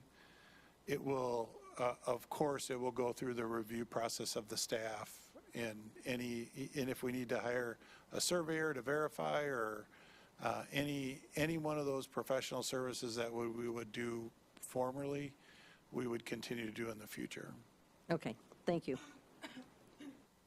All right, thank you. Ms. Foltz, your light is still on. Did you want to?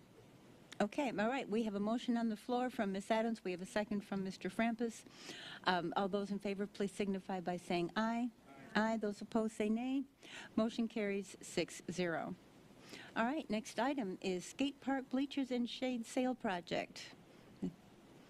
Evening, Mayor. Mr. Petroni. Mayor, council members, Mark Petroni, Capital Project Manager. The skate park bleacher and shade structure was initially proposed and funded in fiscal year 2023 to 24 as an enhancement to the community park, mainly the skate park area. It was continued and is in our FYI 2025-26 budget, and it's under the parks master plan improvements. Project consists of a 4-tier bleacher area covered with a cantilever shade sail, and we've got the design basically set up with the materials to complement and be consistent with the rest of the quality currently at the park and the surrounding structures. We chose and selected the south center of the skate park facing north to basically maximize and optimize the viewing area for the spectators if they were sitting there. The bleachers are fully ADA. The ramp and walkway up to them are completely ADA accessible. That also includes an area designated for wheelchairs. So it basically ensures that the whole area is in line with our park as far as allowing and including all access. We believe this will enhance the existing parks activities. More so, I believe it will also enhance and make the park more attractive for future exhibitions as well as future tournaments that will bring a little bit more activity to the park by providing now a shaded area for spectators, family members to watch their kids, to be able to sit there and enjoy. I put the project out for bid after we received all our bid documents on October 29th of this year. I got 4 qualified bids, with Island Harbor Builders being the lowest bid. On the fiscal side, the project is fully funded under the Parks Master Plan budget, and I listed how it's being basically broken down into 3 separate tiers here. The site work, demolition, and the concrete block, slab, etc., and all the restoration falls under the lowest bid of Island Harbor Custom Builders. And then we are using a couple of existing contracts through Clay County. There's one for ARC LLC, which stands for Advanced Recreational Concepts. They've done work for us, including the Clements Woods Pavilion project, and that is for the bleachers and the cantilever shade. Price is listed there, and then the Place-Based Services Inc. also was part of the Clements Woods and has done work for other parks and other access areas for the city. And the separate invoice there under their Clay contract is for the installation of the bleachers and the shade sail, which brings the total project cost around $101,496. Based on everything I've seen, the work we put into this, I'm here to recommend that you approve and authorize the city manager to execute the contract with Island Harbor Builders for an amount not to exceed the $62,475. And under the Clay County contract number 24-074, contract with Advanced Recreational Concepts LLC for an amount not to exceed $27,825.12. And under the same Clay County contract with Place-Based Services in the amount not to exceed $11,196 for a total amount not to exceed $101,496.39. All right, thank you. Mr. Frampus. Thank you, Mayor. Make a motion that we authorize city manager to execute these 3 contracts not to exceed the 3 amounts listed here. All right, thank you, Mr. Gaylord. Second. All right, we have a motion on the floor from Mr. Frampus and a second by Mr. Gaylord. All those in favor, please signify by saying aye. Those opposed say nay. Motion carries 6-0. All right, thank you. That was easy. Thank you. All right, next item. Fixed. She said you waited all night for that. Fixed asset year-end disposal notification to City Council. Keith Smith. All right, good evening, Mayor, Deputy Mayor, and members of the council. Keith Smith, Finance Director. I'm here to request your approval on the fixed asset disposal listing that we have provided you with in your staff packet for the year ending 9/30/2025. We have a total of about 17 total assets that were being disposed of this year, 2 of which were actually sold for a net gain of about $10,000. The remaining assets had no net book value, so those assets were disposed of with no value. So we're requesting your permission to accept the fixed asset listing as it is. All right, thank you. Thank you very much. And so we don't have asset value of 0, so this is why we haven't done this before, I guess. No, each year we clear the books of old assets in order to comply with the auditor, so it doesn't surprise us that Keith has been a little ahead of the game. as a former auditor himself, and this item came to the top of his list. So that didn't surprise me, but yes, each year the city does this in order to clean the books to move into the next fiscal year. All right, thank you. Mr. Frampus? Thank you, Mayor. I make a motion that we accept this disposal asset report. Thank you. Mr. Gaylord? Second. All right, thank you, Mr. Gaylord. All right, we have a motion on the floor from Mr. Frampus, a second from Mr. Gaylord. All those in favor, please signify by saying aye. Aye. Those opposed say nay. Motion carries 6-0. All right, thank you. Next item, computerized maintenance management system. Mr. Bradford. Started it.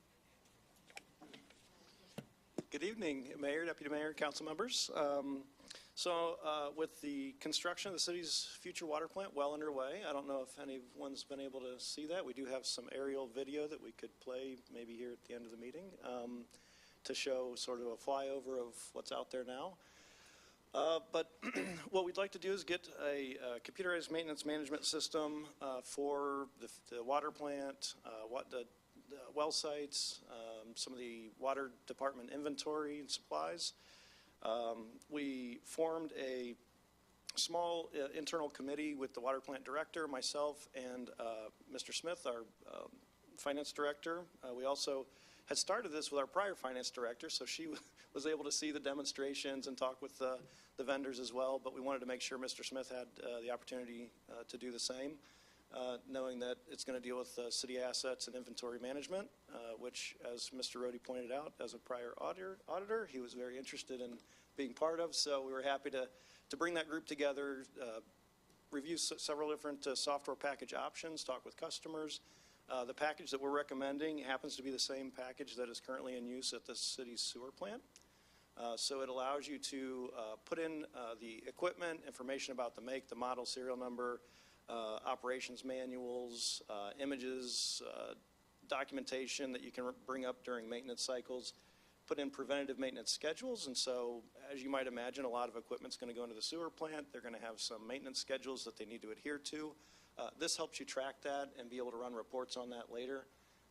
So with that, happy to answer any questions about it, but our recommendation would be to authorize the city manager to sign an agreement with Accruent for their computerized maintenance management system in the amount of $35,710. That includes both the annual license and the implementation portion of onboarding. And then future year renewals are only a portion of that. It would, right now, it's $15,570 for that annual piece. That could go up. It's not uncommon for, annual increases, kind of like with anything else. There's going to be potentially 3 to 5% is kind of what we've generally seen. The agreement on this happens to say that, this is a one-year agreement with annual renewals. The annual renewal would be at their then current product price. Every year we have to do the same thing with all of our annual renewals. We reach out to all the software hardware vendors we work with, get that before the budgeting process starts, and then we kind of do some negotiation if we feel that the increase is a little higher than what might be expected. But it's not uncommon for these types of systems to see like a 3 to 5% increase each year. All right, thank you. Mr. Frampus. Question, Tom. Under fiscal impact, you got $150,000 budgeted for the CMMS. Yes, sir. Why the big Why so difference high? in number? Yeah. So when we were doing this initially, before we had reached out to the vendors to start the process of getting software demonstrations, talking through the details of their product and getting price quotes, we had spoken first with our engineering firm that's designing the plant and working with us on the construction management. They also have a division that works with this type of software, and they work with a large range of customers, and so they had brought that team in to take a look at. Overestimated? They overestimated a little bit for us. So that was a budgetary number before we had started reaching out to get proposals for what would fit well for West Melbourne. When we started down that path to just get some ballpark numbers, we realized that it's going to be much lower than that. So we're certainly not going to use anywhere near what was budgeted in that case. So this gets us the licensing and the implementation for the 35,710. We can have a big party now, right? No, sir. Manager hasn't authorized that. Thank you. Mayor, A ribbon cutting, though. I guess I'll just go ahead and make a motion that we authorize city manager to sign the contract, computerized maintenance and management software in the amount of $35,710. Thank you, Ms. Adams. I'll second, but I have two questions. Yes, ma'am. In terms of the system, I know you had documented here that it would be mostly, oh my gosh, I can't speak now, mostly used, that's where we were going for the water section of the city. Are we going to see growth in terms of the other sections of the city that could utilize this same system, or are we strictly thinking it's going to stay? So there's a possibility. It just depends on the use case. So for example, we have a similar system to this for our fleet maintenance, but it's designed more specifically for fleet maintenance. So you could maybe make the case that we could fit that in here, but that's been working well, and so we don't really. It's better they have systems that tailor to what their Depending on the department is. circumstance, yeah. So we take a look at that and determine whether we could. I mean, if we're able to combine efforts in a single system, you know, we kind of like doing that rather than having 20 different systems if we can consolidate. But if it's a good fit, then we would go for sort of a tailor-fit solution for whatever that need is. So currently, there's no plans to use it beyond the current expected use? Water production, water distribution, inventory, and maintenance of equipment and all that is really what we're looking at the moment. And, you know, if there's an opportunity to expand that for efficiency later, we certainly would look at that. Okay. Do we expect that they will ever offer us more than an annual contract if we want to lock in a price for 2 or 3 years? Or do they not give you that option because they want to continually do their price adjustments? No, they're open to doing a 3 or a 5 year agreement. For a new software package, we generally don't do an extended. We want to make sure we like it. You know, we don't want to get locked in for a long period of time. And then at some point, we may be able to do a multi-year renewal that could lock in so that you don't have those price increases. So it is a possibility, and we do look at those things, you know, once we're up and running, comfortable, we're happy with everything, say, okay, well, we're good with this. We don't anticipate wanting to switch anytime in the next few years. Can you give us a better rate or at least a fixed rate so that we don't see an increase in a couple of years? Great, thank you. No problem. All right, thank you as well. All right, so we have a motion on the floor from Mr. Frampus, a second from Ms. Adams. All those in favor, please signify by saying aye. Aye. Those against, please say nay. Motion carries 6-0. Thank you. Okay. Council member appointments to various boards and committees. Ms. Alexander. Apparently, the council sometimes has the prerogative to change their minds. And so I've been told that there might be some sort of suggestion of revision of this particular list of appointments. And so if the council members would like to state what they would like to revise, I am ready to take notes. Mr. Gaylord. So following the last meeting, Councilmember Volt and I had a discussion about West Melbourne's representation to the Space Coast League of Cities, and we would like to swap myself as the primary and her as the alternate. Yes. And Ms. Volz? Yes, I'm fine with that. Mm-hmm. And Mr. Frampus?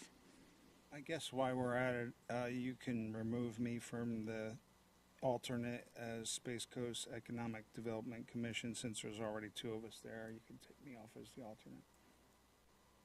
Okay. The EDC? Yes. Okay. EDC. All right, and then I also need Volz and Gaylord to please comment on your TPO. Yes, I am not going to be able to do that because it coincides with another board meeting that I have just about, the same time. So I will not be able to be on the TPO. All right, thank you. Mr. Gaylord? I will not be able to be alternate for TPO because that will conflict with work that I will be doing during the day. Okay. And so I need to make a comment on TPO as well, because as you all know, I was termed out as chair, and I was off TPO completely. And then I found out from Ms. Foltz, as I was getting ready to just go to the TPO meeting for my last meeting, that she was not going to be able to fulfill that obligation, so, which was fine. And then on the way out there, I was able to speak to Mr. Gaylord and then found out he could no longer be the alternate. So the meeting for the TPO, I am no longer chair, I'm now vice chair. So I was able to keep my seat on the executive board, and I am now vice chair, and then I will be going to the MPO, which I was also assigned from there, and then it is Brevard's turn, I should say, to have a representative from Brevard's TPO be the chair for the MPO. So most likely I will be that as well. So I would then, I would like to keep my seat here as being the liaison to the TPO. Okay, good. Good. All righty.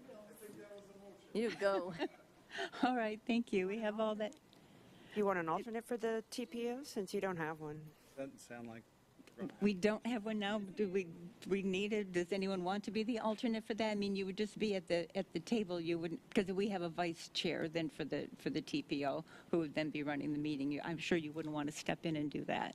So who would like to be the alternate then for TPO if we're going to have one? Don't all raise your hand at once. Okay, we just won't have one. All right, that's fine.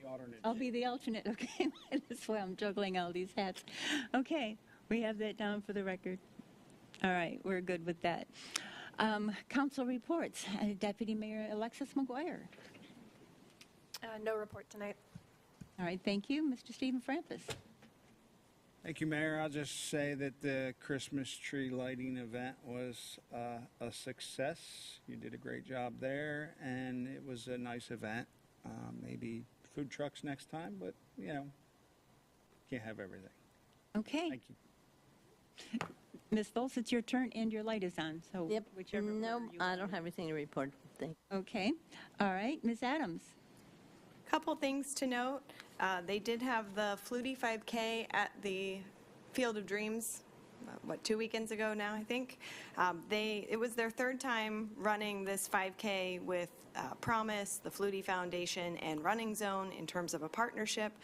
They doubled the number of runners from last year, so I thought that was exciting information for them. They weren't able to do the ball drop due to the cherry picker being out of commission for some service work, so that was unfortunate. But they did have over 450 runners, so that was great for Promise as well as the other organizations that partnered with them. I know a couple of us attended the League of Cities Legislative Conference. All of the league's priorities have now been polished and will be coming out, I think, in the next week in terms of, publicly available and then providing resources for all of the different committee recommendations for policy stances. Doesn't mean everybody on that committee agreed with all of those policy stances, and I was asked about that in terms of, does that mean everybody's on the same page? That's just the position the league chose to take on all of their different priority stances. So if you'd like that information, I'm happy to send that out to you. They also have their legislative action days coming up at the end of January. I know that Megan emailed everybody out in terms of if you're attending, please get that information to her. And then other things, the tree lighting was very well done. I think it continues to get better every year. I know Mr. Rohde's excited about finding a way to count how many people have attended, because I don't think his estimation of 10,000 was quite accurate, but give or take, it was still great to see the community being involved. We had members of our Parks and Recreation Board as well as our New Youth Advisory Board that both showed up to volunteer and address the cookies and hot chocolate and things like that. So it was just very well done. Aaron was very hands-on with the whole team, making everything run smoothly. So staff did a great job. The event was great. And then the last thing I had was just a quick note of appreciation to Mr. Rohde as well as our Public Works team. A resident had reached out recently to me in regards to the street resurfacing quality. He had some concerns in terms of Trevita Circle. I think it was just about 5 o'clock, and I gave Mr. Rohde a call, and I said, hey, this is what I'm hearing from this resident. What do we know about it? We thought that all the residents were notified. because that is part of our city's policy in terms of if there's resurfacing work. But I'm bringing it up here because sometimes balls get dropped, and you just have to figure out, if we didn't notify them, how can we, best make sure that that quality is still up to par with what the city and our residents expect. And Mr. Rohde went out in his car the next day, checked it himself, got in touch with Public Works, and my understanding is they both had given the resident a call back, and they had a conversation prior to me having a conversation with him. And I just think that was great customer service for our residents, but also, a good way of us making sure our communication stays up to par moving forward with our street resurfacing. So thank you so much. I know it was a slightly end of day for both you and Public Works, but everybody was great, so I appreciate it. Thank you. All right, thank you. Mr. Gaylord. Yeah, I just wanted to say that the Christmas tree lighting was a great event, and I enjoyed attending with all of you. I maintain my suggestion to Mr. Rohde that we need to have multiple Christmas pickles, given that the first one was very easily found by the attendees of the event. But I will continue to hold that suggestion until the next event next year. So that's all I have. Thank you, Mr. Gaylor. I agree. We need a multi-pickle. Yes. We need a multi-pickle event because they're looking forward to it now.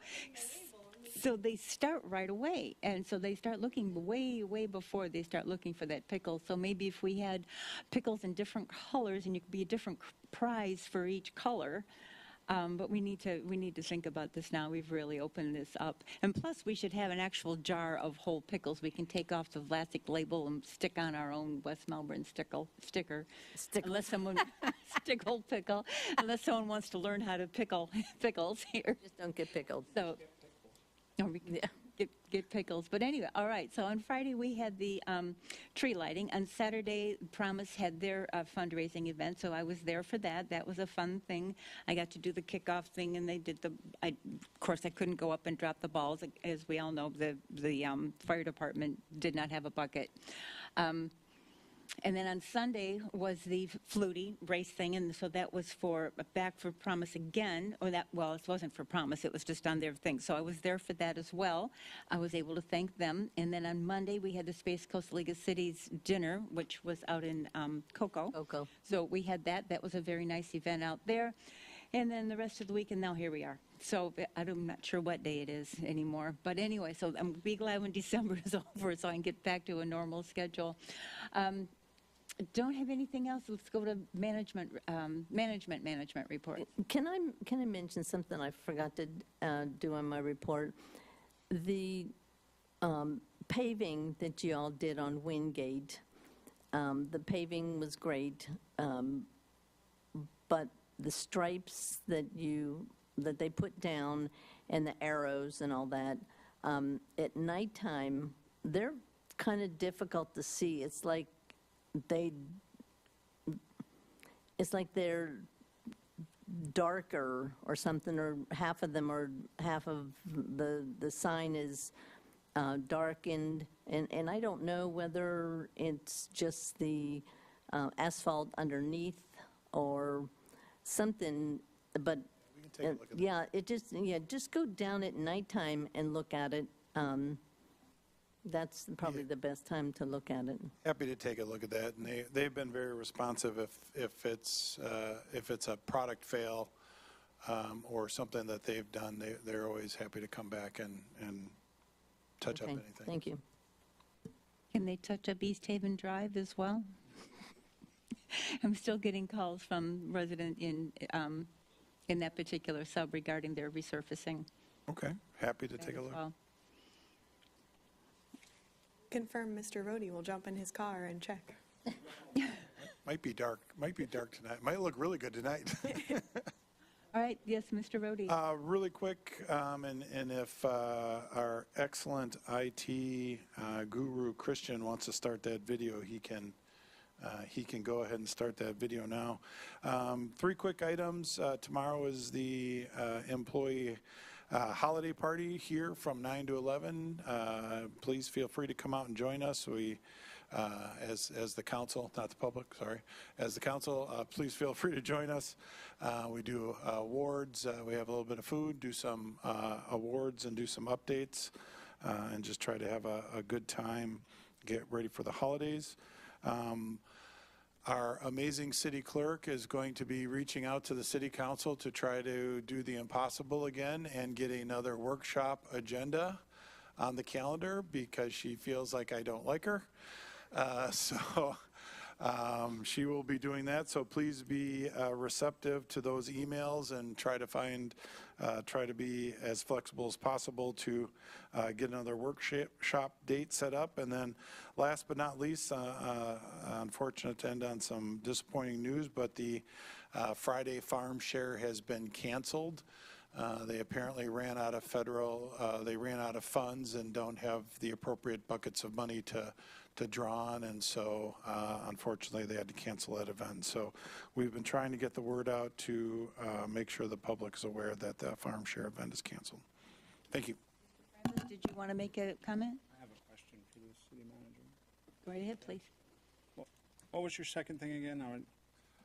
Workshop mid-January. What was the workshop for? Another workshop. I know, but just. We have a multitude of items.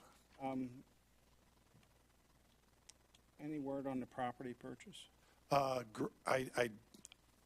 As much as I want to, I will not steal John's update. Either one. Okay. If you got an update on that, that's fine. I talked to the chief before I walked in, and he kind of gave me a little bit of an update, but I don't know if you just want to. There was word out that a flock camera system got hacked, and it was very.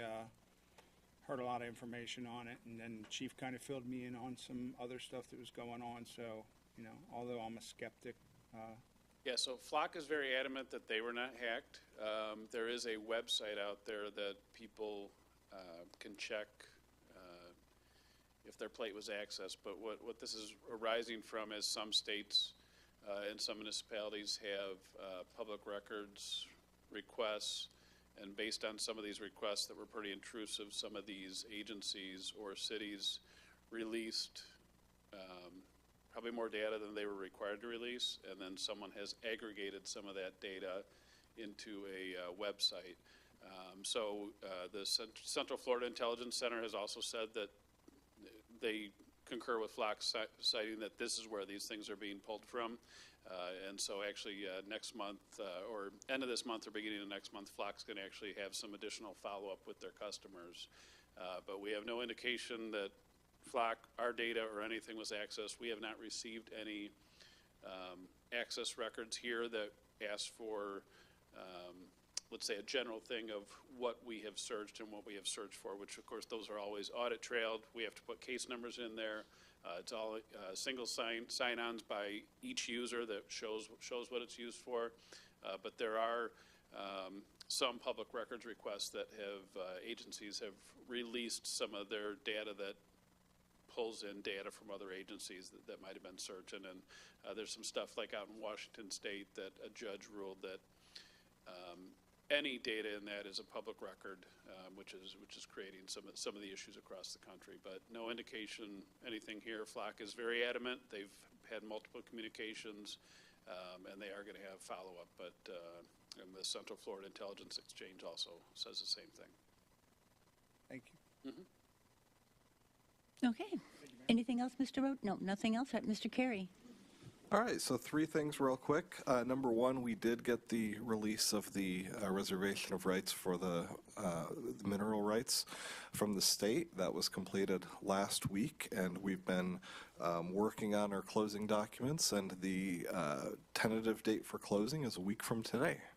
So as long as the title company can get all the documents done and we have time to review them, the long pole in the tent may be the surveyor, because we want to make sure that the survey, the description is exactly what we think we're getting, so that we don't run into something down the road where we're getting less land than we thought we would, and it turns out the survey wasn't right. So we're hopefully going to be able to get that reviewed and back I hope, by the end of the week. And as long as we can get that, I think we should be able to close next week. The second thing is ethics training. I think you've probably all completed it. You have 2 more weeks before you violate state law and can be fined by the Ethics Commission. So if you haven't done it, please do it in the next 2 weeks. And finally, I mentioned 2 weeks ago at our meeting the legislative call-in for the Florida League of Cities. I did look it up, and the first one is January 12th, if you all want to mark that down, if you want to call in. I don't want to publicly announce the phone and number and the code, but I can get that to you if you don't have it, and so just let me know. Thank you. All right, thank you. I have a question for you on the, when you verify the legal, do you actually track it out? So that's what we have a surveyor for. You know, I can get a general sense of where it is, but to get down to the minute details of exactly what it is that we're buying, we need a surveyor to do it. So we have our surveyor looking at it. Okay, and do we have a backup to that surveyor? Because we had, remember we had the sliver issue? Well, the sliver issue came about because we didn't send that to our surveyor. Okay. Because that wasn't our normal practice for, you know, every single rezoning and comp plan amendment. So, and that was, again, close enough that a general look at it wouldn't you know, by somebody like me or Christie, wouldn't turn up anything odd, because it was generally the where we would expect and the size we would expect, but, you know, not down to the foot or inch, obviously. But that's why we're having a surveyor look at it, is because we want to make sure that it is correct down to the inch. Okay, Ms. Adams, you have a question? Just a quick question for Mr. Rhodey, so I don't know if Mr. Carey is done with his report. Yeah. Thank you. This is really awesome to see the footage from the water plant, since many of us were there when we had the groundbreaking, and I know many of our residents are informed about it because we've put it in all the forms of city communication. Are we also including a link to this video or somewhere where residents could see it? Because I think it's really great. Yeah, so we are accumulating multiple versions of the construction with the anticipation of once it gets to an actual building and the parking lot and driveways start to come in, not much more happens as far as a video is concerned. And so our intent and what I've done in the past is put the whole time lapse of the construction together, and then it just looks really sharp to watch it come together. But as far as these updates right now, You're not wrong. It does look sharp. You could do both. Yeah, I'd be a little.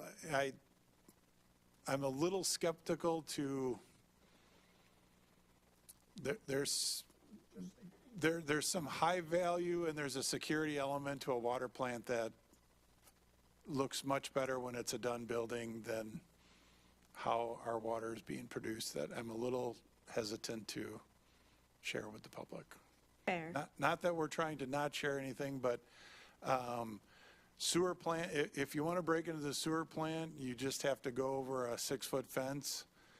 The water plant will be much different, and we take water production a higher level of security than the sewer plant. So a little hesitant to share some of those things, but we can take a look at if there's some items we can. Fair point. You can tell me when it's a bad idea.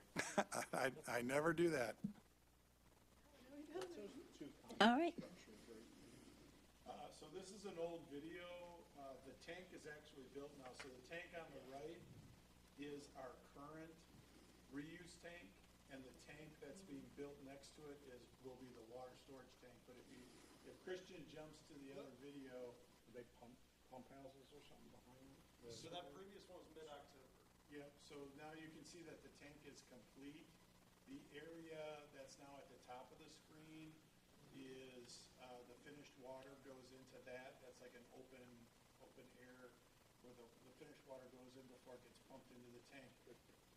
Concrete thing, the square thing? Yep, that's what that is. It's tall. Oh gosh, it's 18 feet tall.